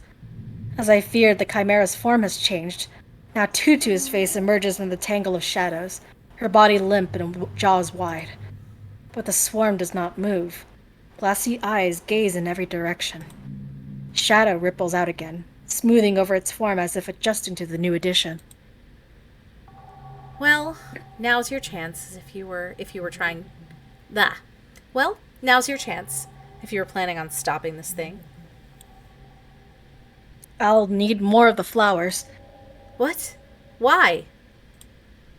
No, my God, I don't care. Just go. I'll even buy you more time. The light of creation gathers at her fingertips. I realize it's the clearest view I've had of Ismay's artisanry, yet it remains as perplexing now as before. Without the slightest indication of effort, she summons to her hand a slender blade wrought purely from the canvas of her imagination.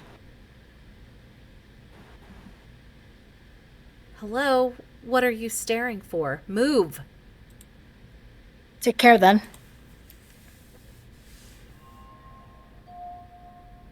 Precious few flowers remain intact after the chimera's rampage. To compensate for my shallow meditation, I'll need every single one of them. Tearing down the blinds and staring into the sun is not my favorite approach, but if it works, I'll gladly pay the price later. Much like a dream, the finer points of my vision have always slipped away from me. I grasp for the only fragment I can put into words. Silence. But as I steer my mind toward the intention, the meaning escapes me. Each word of invocation falls leaden from my lips. Silence into solitude and peace, and the depths from which this creature emerged. None of it resolves into anything. Silence and... But no, not that. Before I considered returning to meditation, a familiar clamor arrives. Izumi tumbles into the room with blood-stained and wide-eyed, her construct sword broken at the hilt. Next, the Chimera throws itself on her, talons pinning her to the ground. Chutu's jaws open mindlessly over her leg.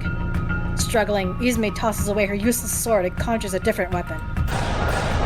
3 shots. The Chimera reels. Almost instantly, that strange shadow issues forth, stretching out in tendrils to lap at the wounded flesh. Izumi turns to me in angry panic. You better tell me your thing's working, because this isn't. No, I've tried every angle, but it doesn't fit. What? What? What? The meaning. Silence to quell it. It did seem too simple. I'm missing something. I need more time. Well, you don't have it. The Chimera was mended. It strikes at Izumi with precision, snapping her up before either of us can react. She is immortal, of course.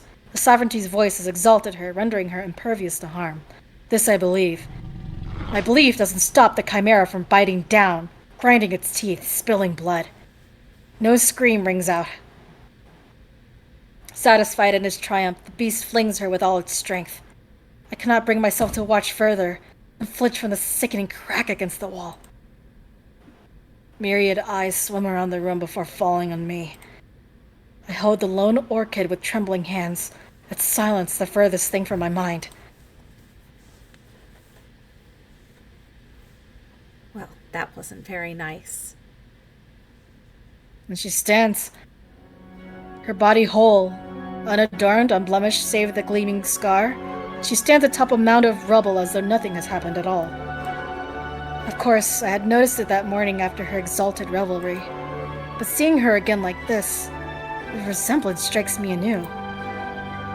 Now look, and I liked that outfit too, you bitch.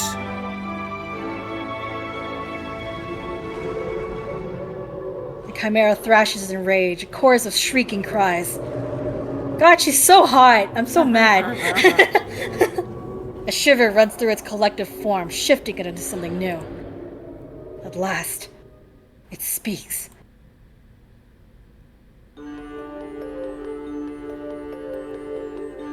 I guess it's that thing? The body of monsters? Do you want to read the body of monsters? Profaned by the sovereignty! The words are not Exendi, not Mosean, not any language we have heard. Somehow their meaning transcends ignorance. Another of his kind, pretending at godhood. This abomination was the least of his whims, and see what it became!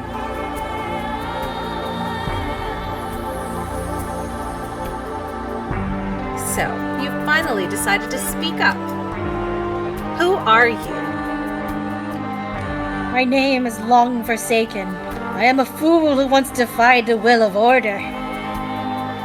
Chasing freedom, I fled to this land from a paradise you do not know. For the love of the late queen who harbored me, I served her witless son, the throne-bound god. I had deserted my chorus, yet song lingered in me, and so I sang in the gardens of his menagerie, soothed each day by the company of his beasts. But the great king saw what little joy I took in my ritual, and he knew no restraint.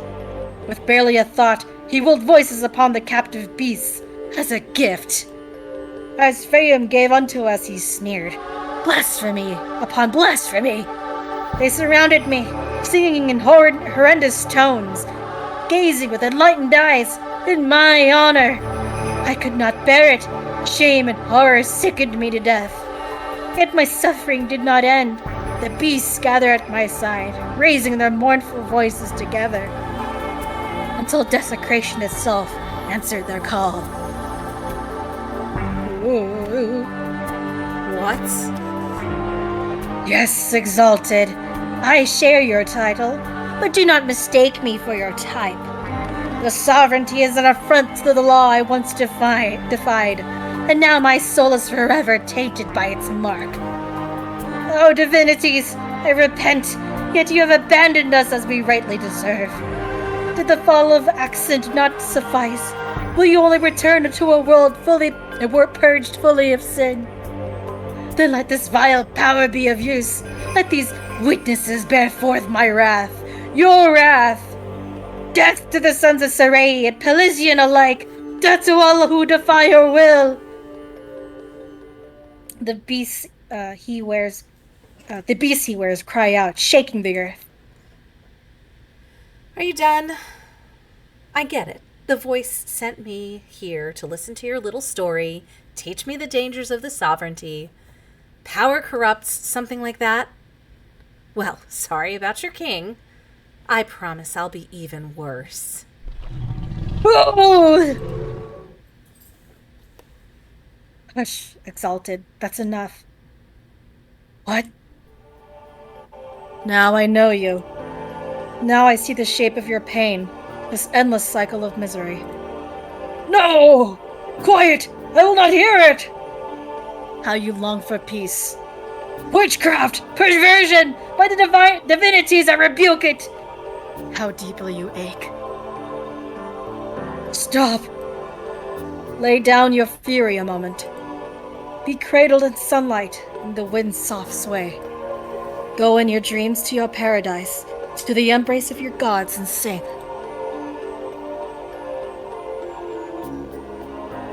The Exalted sinks into slumber, his faithful with him. His grip on Ismay relaxes, and she wrenches herself free. I need a moment to come down. By the time I really look at her again, I've already missed the restoration of her glamour. Then again, I doubt observing the process would make it any easier to fathom. Not bad. Not enough. He'll wake soon. Whatever power kept him dormant for this long is beyond mine. Even then, it wouldn't free his victims. These poor witnesses bound to a man who despises them. Their devotion empowers him as mine to you, but by their numbers, he's practically a god already. So get to the point. He's invincible. Nearly. I wish the silence were just that, an undoing of the king's gift, a way for them to become as they were. But no, I have it now. As Fayum gave unto us, maddening din and silence. It means the refuge of rest, the end of life. If we read it to them now while he's asleep. But let me find another way, please. Like what? Clock's ticking. You just said he's about to wake up. I know, but I can't do this to Tutu. Then it's a good thing you're not calling the shots.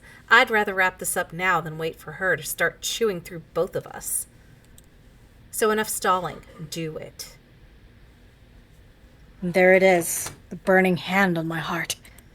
Perhaps this once, there is mercy in it. Forgive me for this. So much harm at the hands of two men playing God, and now you must suffer a third. Forgive me.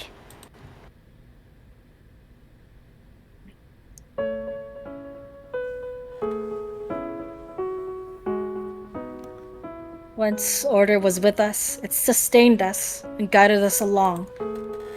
Then a great king summoned us, so we left the wild and gathered before his throne.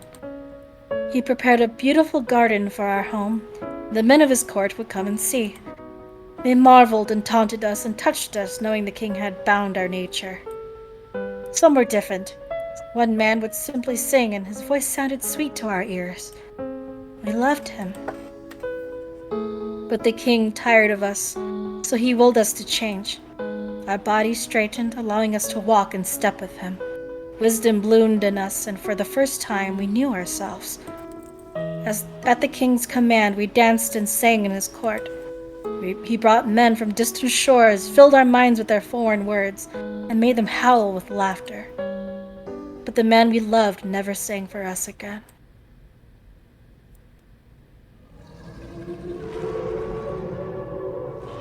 Profane creatures, demons! There is your maker, he who perverted you in nature, he who severed you from perfect order. Shatter his throne, feast on his flesh, show him the horror of his sin.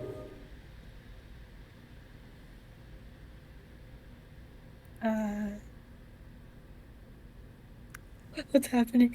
I speak of the shore where all is washed clean. I speak of the end to shame and sorrow. I speak to you, weary ones. Come to me, and I will lead you there. To silence, to rest, to a kinder being than this. Is that the flower?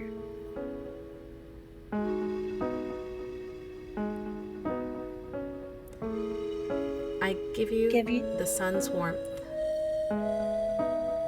Go for it. I give you the joyful breeze and clear rivers teeming with fish. I give you the fullness of my heart. Take it with you and rest well. Wait, whatever face the next world wears, let the beauty you knew remain. Whatever sorrow it brings, let the joy you knew remain. If all else fails you, let my love always remain. I would take you with me if I could promise to keep you safe. Where I'm going, I can't do that. I'm sorry. But I can promise one thing. However long it takes, we'll see each other again. I don't break my promises, Tutu. I won't start with you. Now, good night, my friend. Be strong. No, wait, don't go! Don't leave me! Her face kind of looks like Luok's.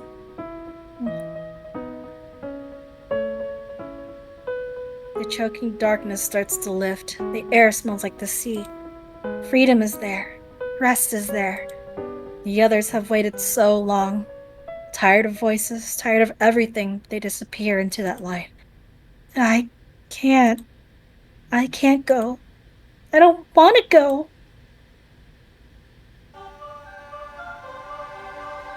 Vile thing. Tutu! Darkness snaps shut on me. It's everywhere, echoing with this angry voice just like before. Only now I'm the only one left to hear him. I have to escape. It takes all my strength just to crawl forth a bit, but I must. Another voice is calling me. Tutu! Tutu, can you hear me? I know it's wrong. I know I shouldn't be like this. I know language wasn't meant for me. But I have it now, so can't I keep it? I don't want to go, even if it makes everything better. I want to remember my friend. I can't die until I see her again. Demon, aberration, submit! Then see her. Live if you're prepared for what it means. I know he won't go away, but that's fine. I won't let him control me. I'll be brave. Kill, tear him apart! I can't stop myself. I've used up the last of my strength, and now my body moves on its own. But he doesn't back away. That's the spirit. And stay with us, Tutu. Stay where you belong. And even though he isn't her, and even though we just met, he reaches out to me like she did. The other voice keeps shouting, I want to strike, tear off his hand. But he runs it softly along my face without fear like she did. When he speaks, his words embrace me like hers did. If order has no place for you, then stay here where you are loved.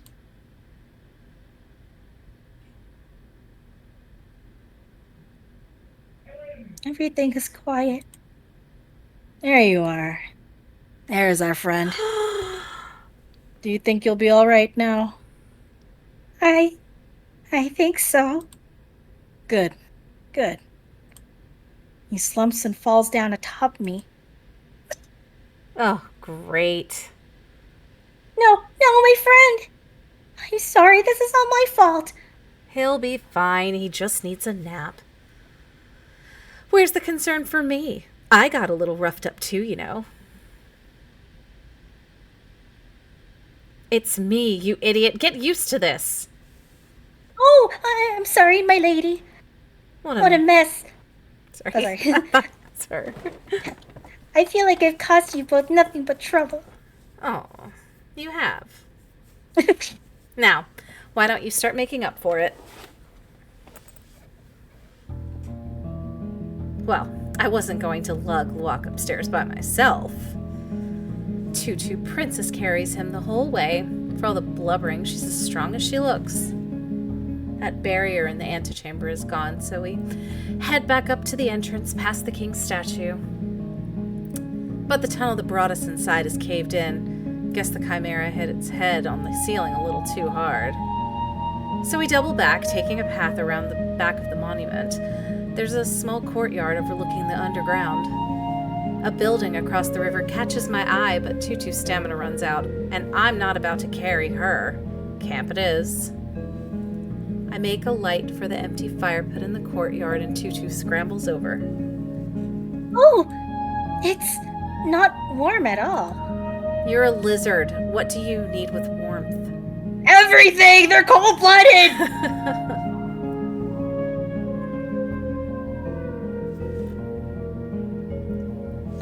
My lady?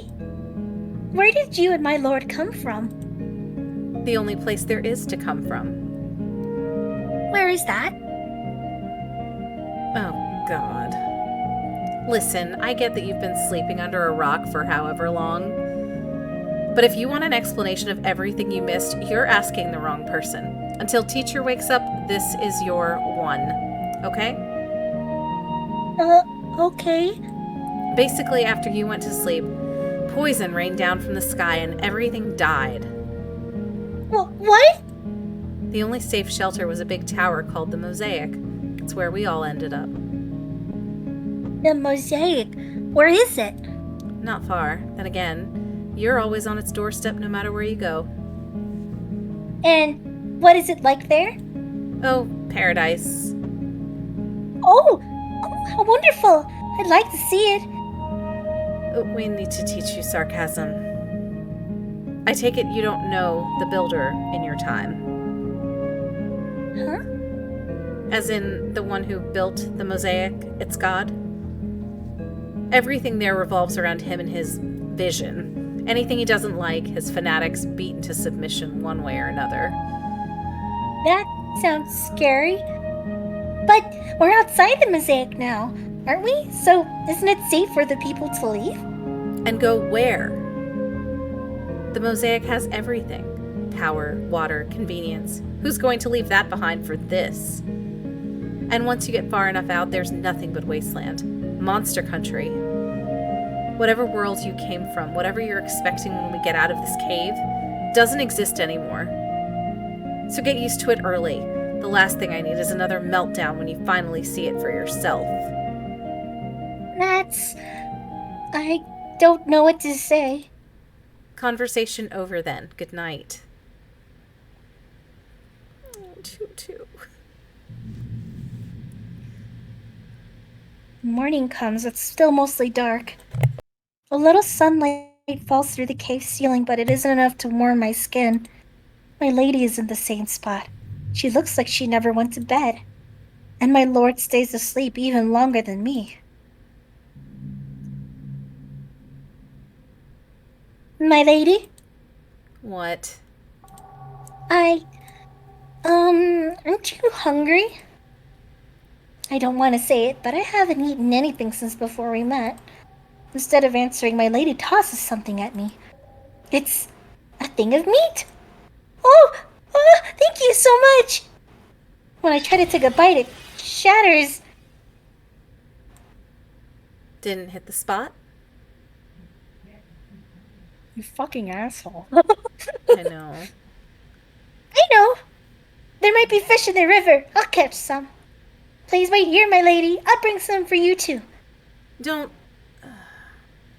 bother. Oh well.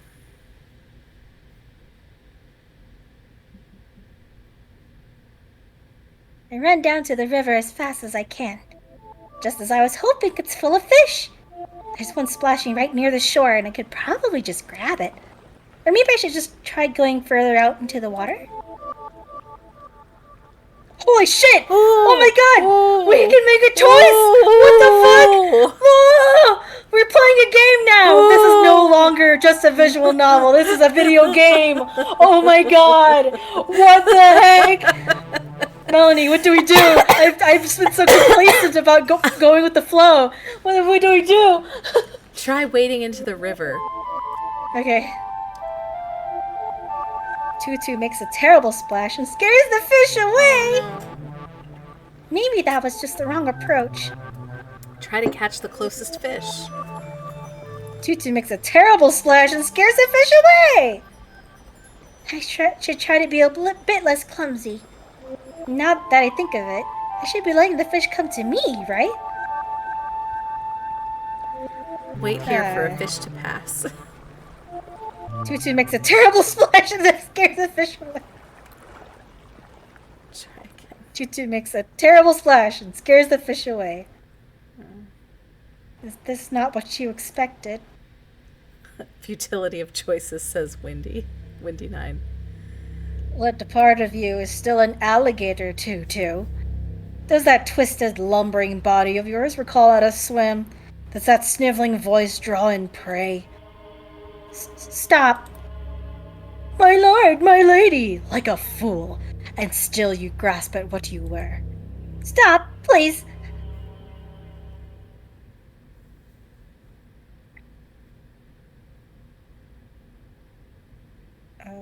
Who the fuck is that? And I think that about does it. Beautiful work.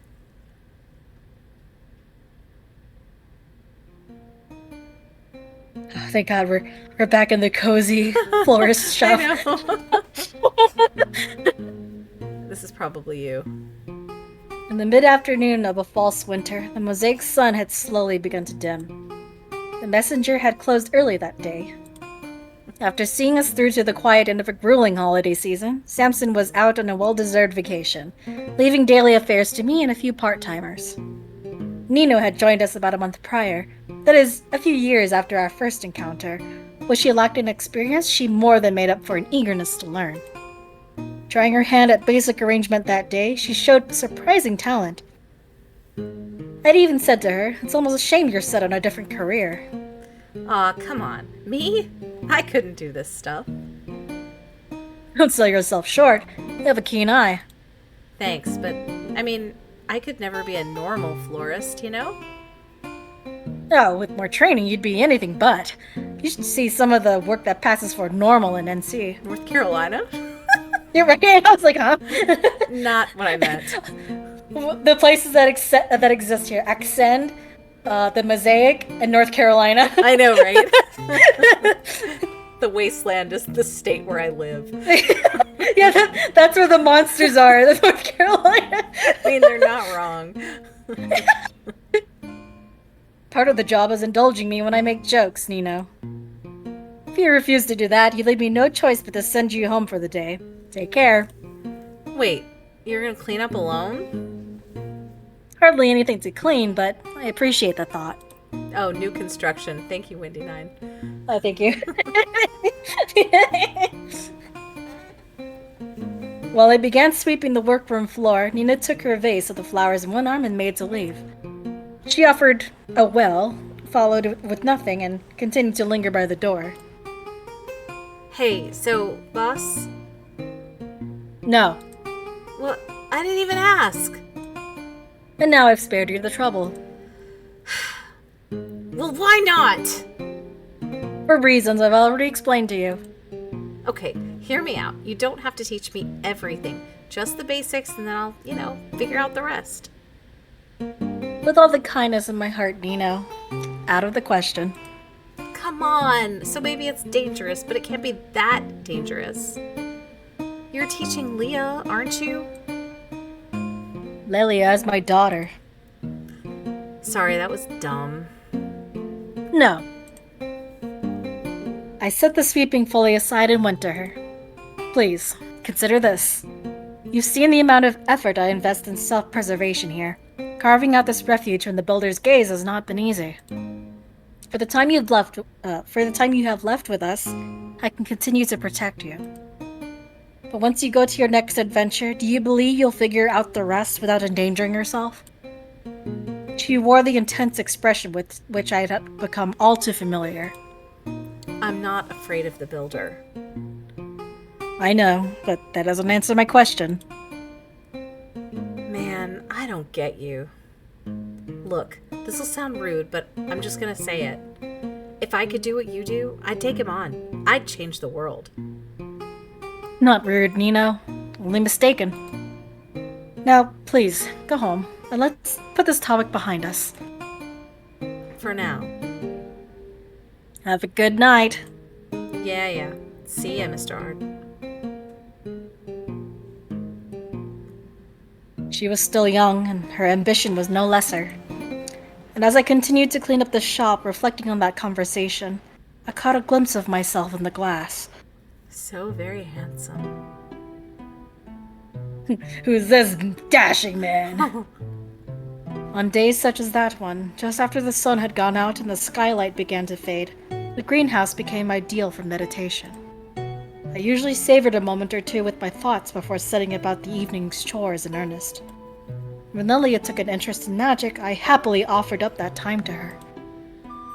That evening, once her typical after-school nerves had finally settled, Leah began to focus. She sat in a deepening calm, tracing and retracing a path from memory to meaning.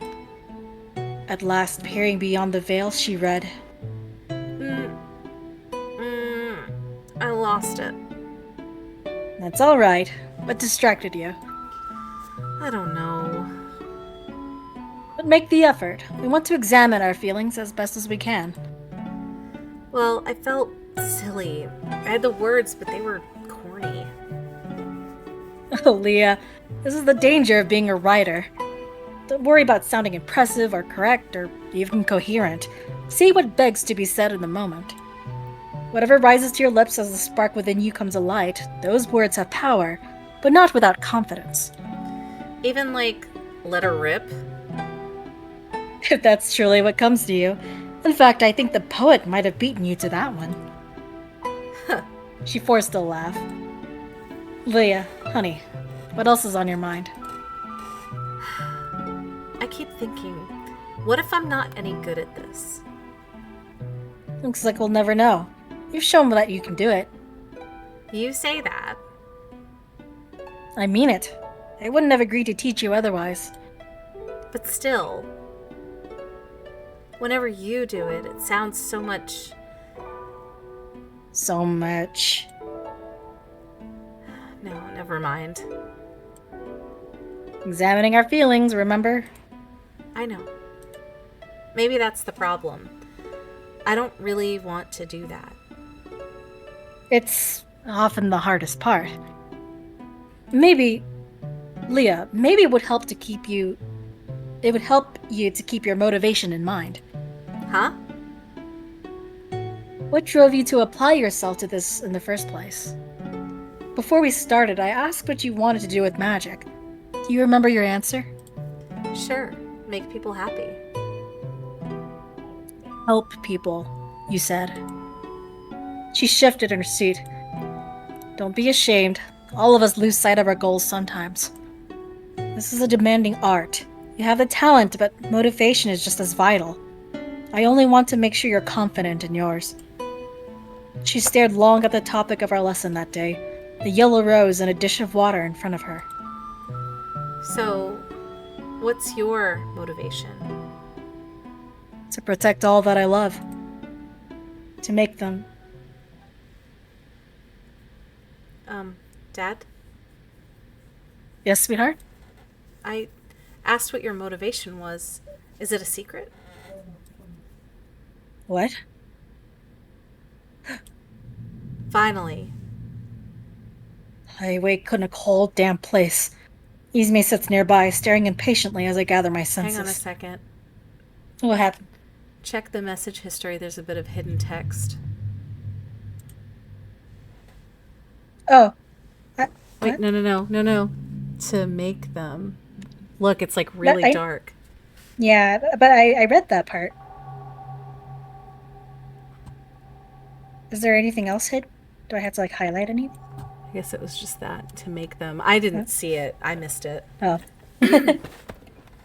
To make them pay. Ismay, good morning. Not exactly. I see we're still underground. The tunnel caved in. I've been waiting for you to get up so we can look for a way out. How long have I been asleep? Too long. The blackouts aren't gonna... Oh shit, sorry. No, it's okay. Oh guys, come on. Please, let me do this. These blackouts aren't going to become a recurring thing, are they? Not if I can help it. That particular invocation was taxing, to say the least. But I won't bore you. How are you recovering? Recovering? From what? I understand the sovereignty has rendered you immortal in a sense, but the Chimera tore you apart. I can't imagine that was easy on you. Guess I'm made of stronger stuff than you then. So long as you're well, nothing more needs to be said. Take care, Ismay. That's all I want. Please, if you want me to take care, you can start by keeping yourself conscious for a full day. How does that sound? Fair enough. Forgive me. Wait, where's Tutu? She got hungry. Ran off to catch a fish a while ago. How long ago?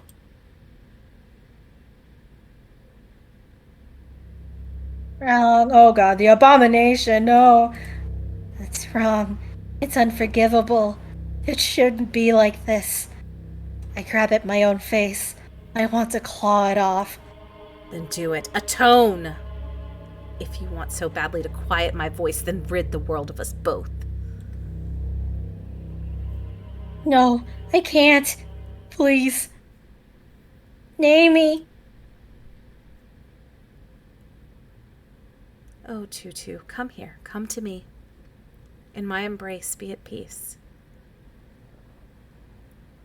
You are loved. You belong just as you are.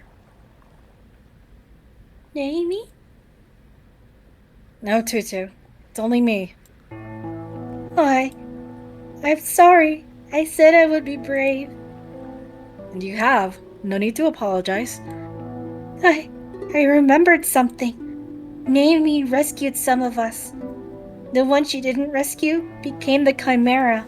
They attacked and hurt so many people until Namie locked them away underground. The people were still afraid, so they gathered the other animals she'd saved and killed them. Namie hit me and we escaped together. She kept me safe. Whenever I remembered the chanter's voice, she would talk to me and make it go away. Like you do. Your friend cared very much about you, Tutu. She sounds like a tremendous person. Wait, fuck. I can't stop accidentally skipping text. Oh wait, no, I didn't skip Yeah, text. you're good. I can't presume to fill her shoes, but whenever that voice troubles you, please do come to me. Thank you. I'm sorry. None of that. Now, let's catch a fish.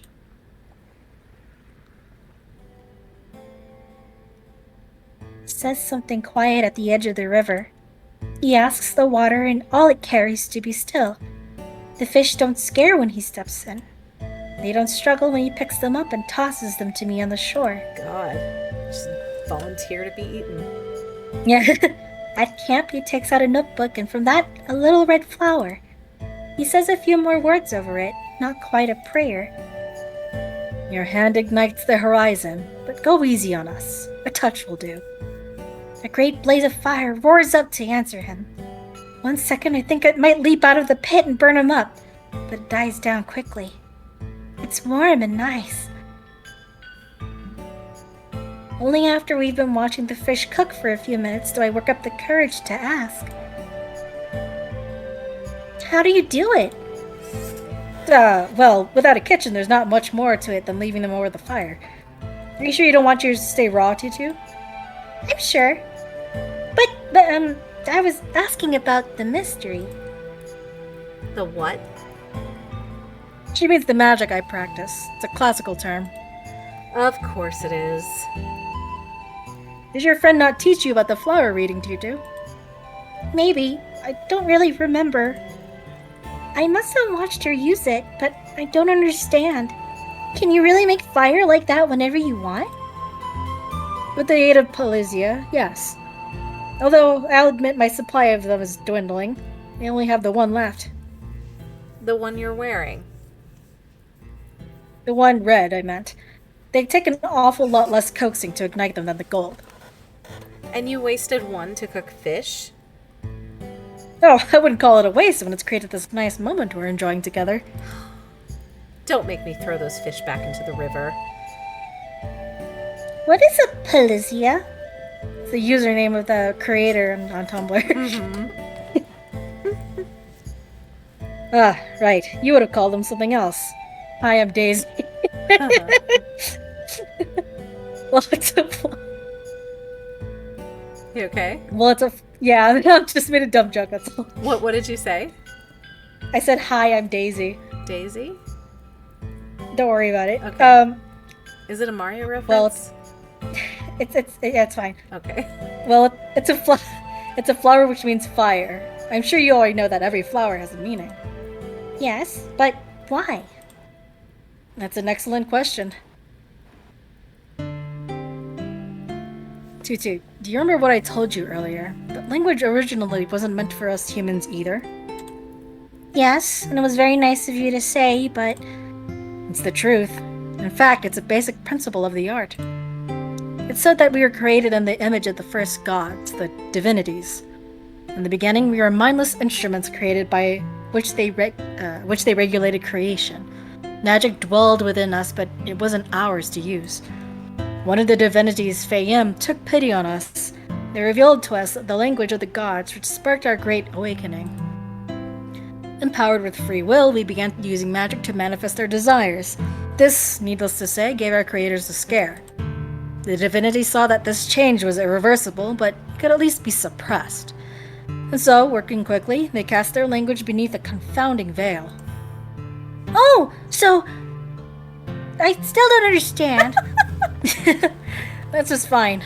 Much of the theory doesn't exactly lend itself to explanation. The simplest answer to your question is this.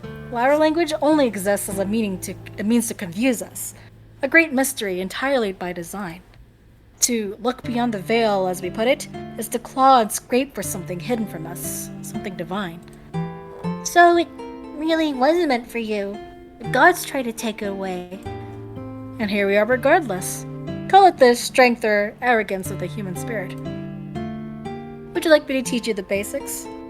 What? I couldn't. I'm not worthy. If you're listening to the story I just told you. But I'm not, really not. It's not for me to understand, my lord. Please, let's not start with that again. We're friends.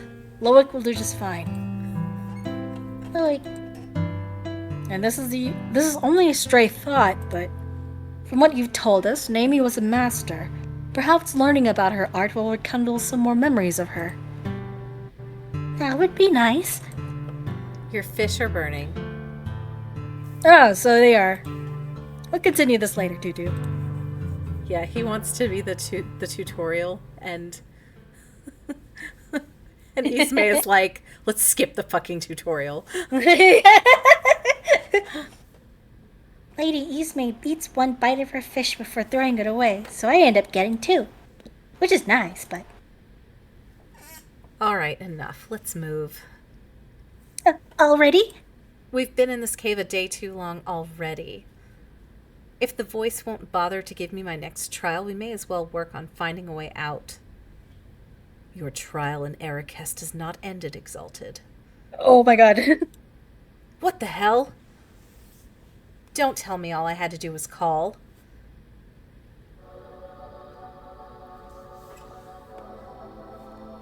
Light floods the cave.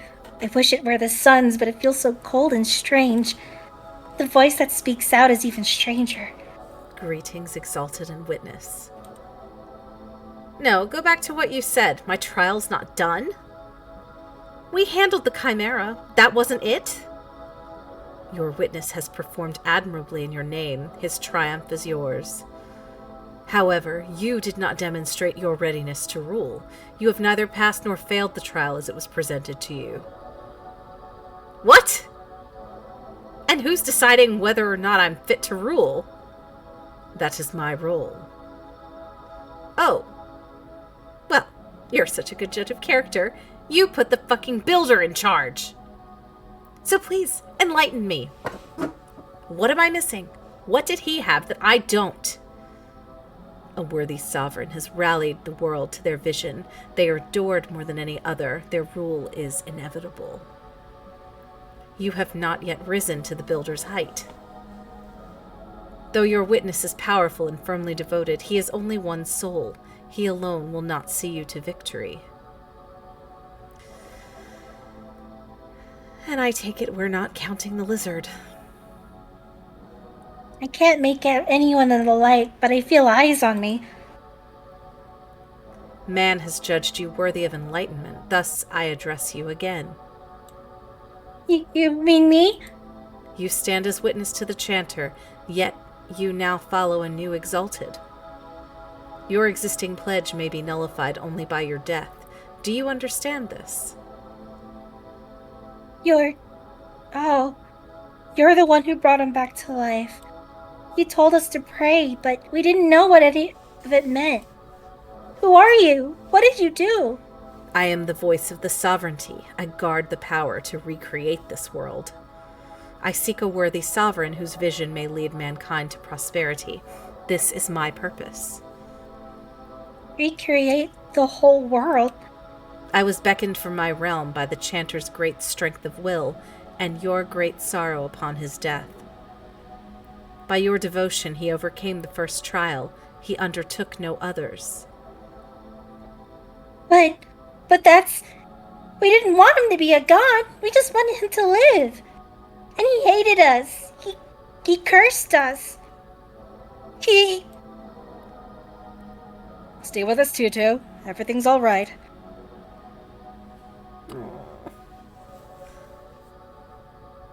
Failed at every turn. Suddenly the voice is less strange, less empty. It doesn't make any sense, but I almost feel like I've heard it somewhere else. Very little is my power to aid you. I cannot nullify your vow to him. But you have made no pledge to this woman. If you do not accept her vision, you need not remain by her side. Honestly, good riddance. As far as followers go, you're more trouble than you're worth. But Loic is with you, so you must be a good person. She looks so pissed. Tutu, listen to me. I want you to think very carefully about this decision. But I don't need to. I want to stay with you no matter what. And Lady Ismay is really nice, actually. Well, let's not overdo it. What do you know? Looks like I've got a growing fan club after all. I say I've demonstrated my readiness to rule, wouldn't you? If you have truly won her devotion exalted, then keep it. What? You have offered her as proof of your worth. Now keep her at your side, or the path to your sovereignty will narrow. Are you joking? It is decreed. Seek the guidance of Faim. Go in triumph, exalted. Wait, please, one more thing. Speak freely, witness. Another person must have come before you, through the temple as Ismay and I did. A young woman named Nino. I mentored her for a while. I expected her to be in the mosaic, but somehow... I'd just like to know if she's safe. Please. Indeed, this person entered my realm. She did. Then... She has died. No. Willing, yet unworthy, without the faith of a witness, she approached the sovereignty. She initiated the first trial and failed. Her soul is departed. It is a great shame. By your leave, witness. He doesn't say anything. Well, he sits there with his head in his hand. Yzma has to break the silence. Just go. Until next we meet, Exalted. The light fades away. Like? Part of me already feared the worst, but what was she doing there? What could have happened? She was so young, she had... He weeps. I don't know what to do. I want to cry too, but it doesn't feel right. I turn to Lady Yzma, panicking a little, but she's not looking our way at all. So, about this next trial. Look lifts his head very slowly. What? Think of that girl as another favor for when I'm sovereign. The sooner we get there, the better for everyone. Do you feel nothing? Yep. I don't believe it, Yzma. Beneath all this posturing, I don't think you're truly so callous. Surprise! You're in denial, and it's starting to get old. How's this for callous? Forget about her. No. What have you done? Oh, shit. That actually works. Yzma, what have you taken from me? Something that would have made you annoying. Now get over it. My lady! That's too much! Don't you start or I'll make him forget you next. You need to get whatever ideas you have about me out of your head. I'm not doing this out of the goodness of my heart. I'm not on some righteous mission to fix all the builder's mistakes. I'm making the world I want. I don't have time to sit and cry over this one. Loic hasn't moved. He's still hunched over, clutching his head. Loic? But then he sits up right away, with a little breath, like I've woken him suddenly. Oh, Tutu. And he puts a hand on my arm to soothe me. What's wrong? Are you all right? I'm fine, but what about you? He looks surprised that I would ask. Me? I've rested plenty. If you and Yzma are ready, then please don't hold up on my account. He takes another breath and stands up. Now, that building across the river is most likely a temple. The voice wants us to seek Fayum's wisdom. I see no better place to start. Shall we? The tears on his face haven't even dried, but he smiles for me, the same as always. He smiles for Lady Yzma, too. But she doesn't look at him again for a long time.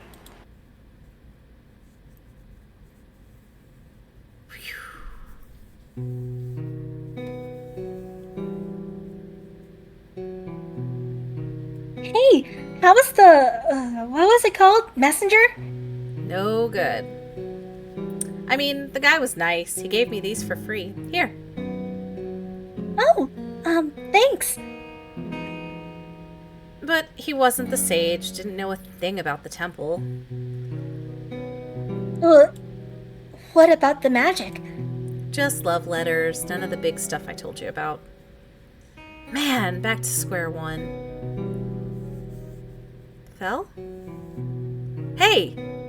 Are you crying? What's wrong?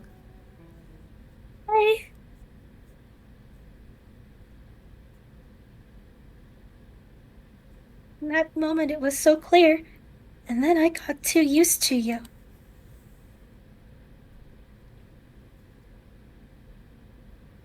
My SV is gone. Not that it was mine anymore anyway. The mosaic rises high beyond the cliffs. Wherever I am, it's not that far from home. But nothing's waiting for me there. Not the shield who would arrest me. Not my family who would kill me. Not you. I don't want to think of what I'd do if the builder smiled at me now. Wind fills the canyon. Real wind, the kind that lives and breathes. But it doesn't pass through. It lingers, moving around me. I shut my eyes without thinking and feel wrapped up in it. But if the wind could have saved me, it would have then. Why now? So I open my eyes and reach for my bag. After digging around inside for a few seconds, I pull out what I'm looking for. My standard issue construct printer. Chunky device, just barely small enough to fit in one hand. I've only used this thing once or twice. Thank God I bothered to charge it before I left my station. It has 3 designs stored: emergency, weapon, uniform, and vehicle. I set it to the last and confirm. The little device whirs, then slowly churns out a slip of paper bearing the printed design. An air cycle rendered it impossible to detail. Or, not impossible. If I could tackle any part of this process by hand, it would be the drawing. I might even manage a decent replica with reference, even if it wouldn't run. Anyway, the drawing is done, and now comes the really impossible part. My eyes glaze over watching the device print 1,000 tiny symbols I'd need a magnifying glass to read. Dimensions, elemental composition, and processing. Everything that will make the construct usable, solved with flawless precision.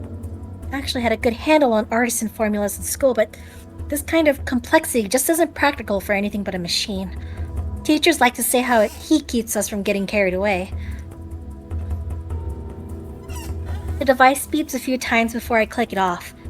I tear away the finished printout and kneel to set it on the ground. From his bounty, I'd be expected to say if anyone were watching.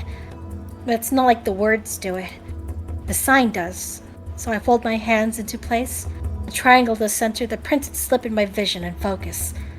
Something ignites behind my eyes, flooding everything in white. And then I'm looking at a new cycle. It crackles a bit, like they usually do.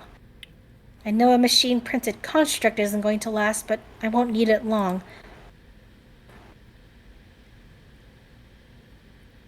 Damn. If that woman survived, I have to believe you did too. And even though she won't tell me, Mr. Ard must. If he saved your life once, why can't he do it again?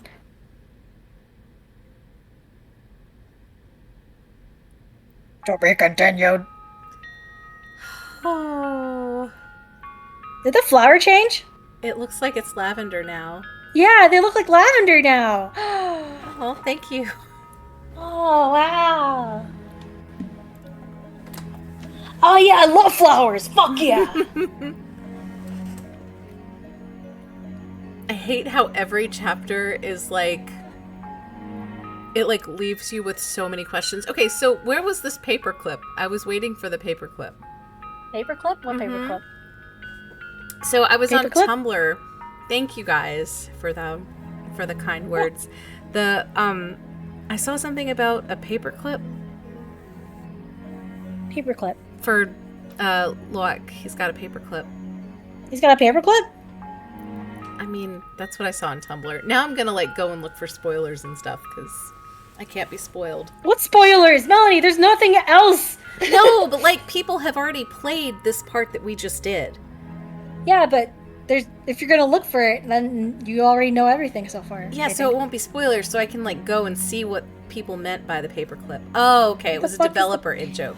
I was just expecting it to happen. Are they saying that he's like Clippy or something? Because he's just so damn Oh, informative. Maybe it is Fel's photo with Nino. Maybe that's what it is. Okay. I love him so much. I love Lloyd He's really good. so much.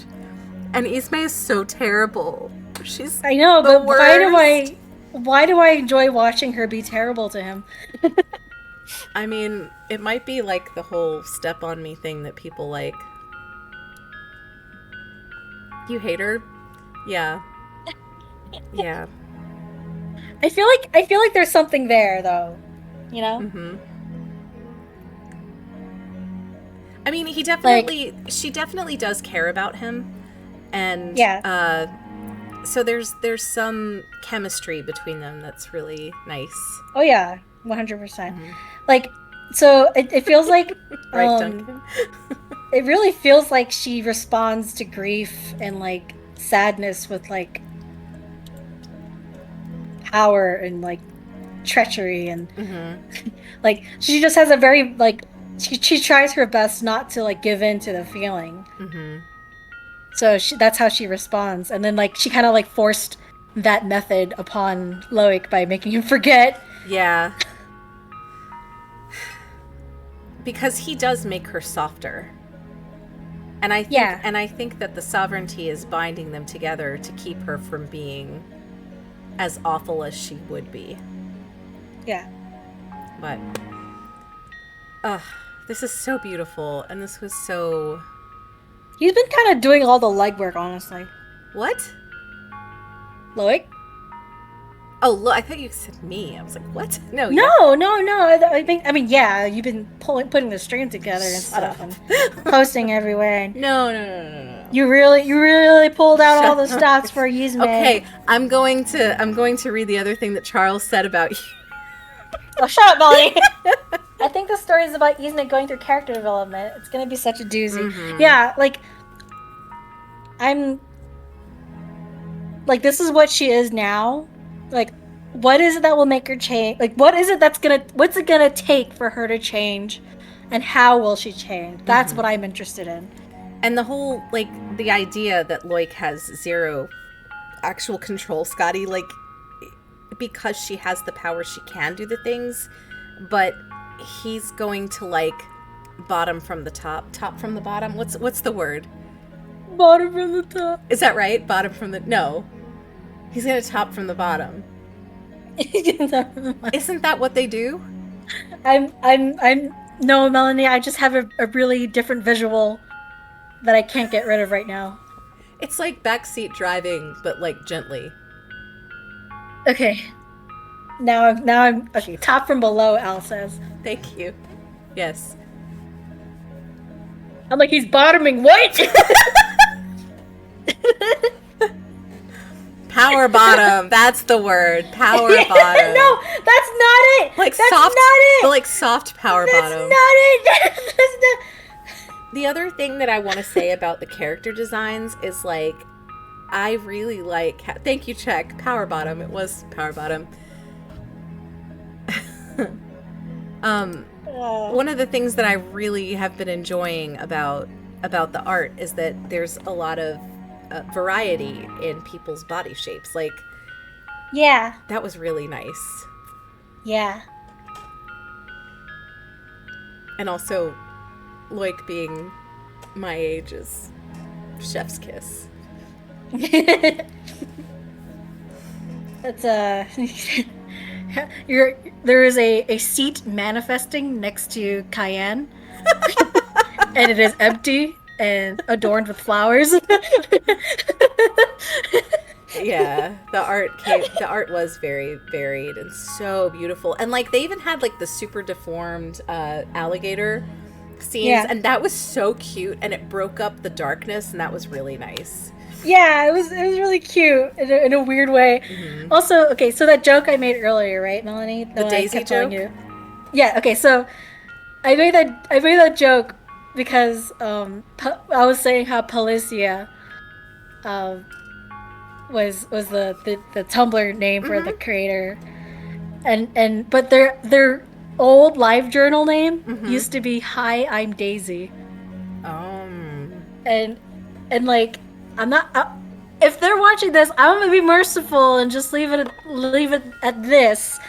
One of the big reasons that got me into voice acting was because of a few strings of dumb comics that they made a long time ago. For real? That I've memorized it by heart, and I sometimes say it out loud to practice my vocal training. Go on. No, that's it. Oh come That's on! it. Oh come on! No, that's it. Oh come That's on! it. That's it. Please. Oh. What do you want me to say? What do you want me to I say? don't know. Whatever those lines were that you used to practice. I know, yes, yep. Okay, that's it. We're done. Okay, so before we leave, we typically stream tomorrow, but Era is going to be with Check tomorrow. Is that right? Yeah, Check is stealing me from our beloved stream, from our beloved Disco Elysium streaming. So I'm going to cry by myself. He's forcing me to watch anime. So I'm going to cry by myself tomorrow night, but we'll be back on Friday and doing Disco Elysium and hopefully getting Kim Kitsuragi to like us. Yeah. Yeah. I just want him to like us, Melody. That's the only thing that's important. And I was telling my friend who learns everything about the world from Tumblr, doesn't play games, doesn't watch TV, but like learns everything from Tumblr. And basically, she was like, "Oh yeah, I know about Kim Kitsuragi and Hobocop." And I was like, "Yep, Hobocop." Thank you for tuning in. Have a good night, Wendy. And Thank have you a for good joining night. us. Thank you for helping us out with Thank you so knowing much. who was who. Yeah. Thank you for telling us that new construction wasn't North Carolina. Yes, that was very important. All right, y'all. Have a good night, and thank you again. Good Oyasumi. night, Yashimi.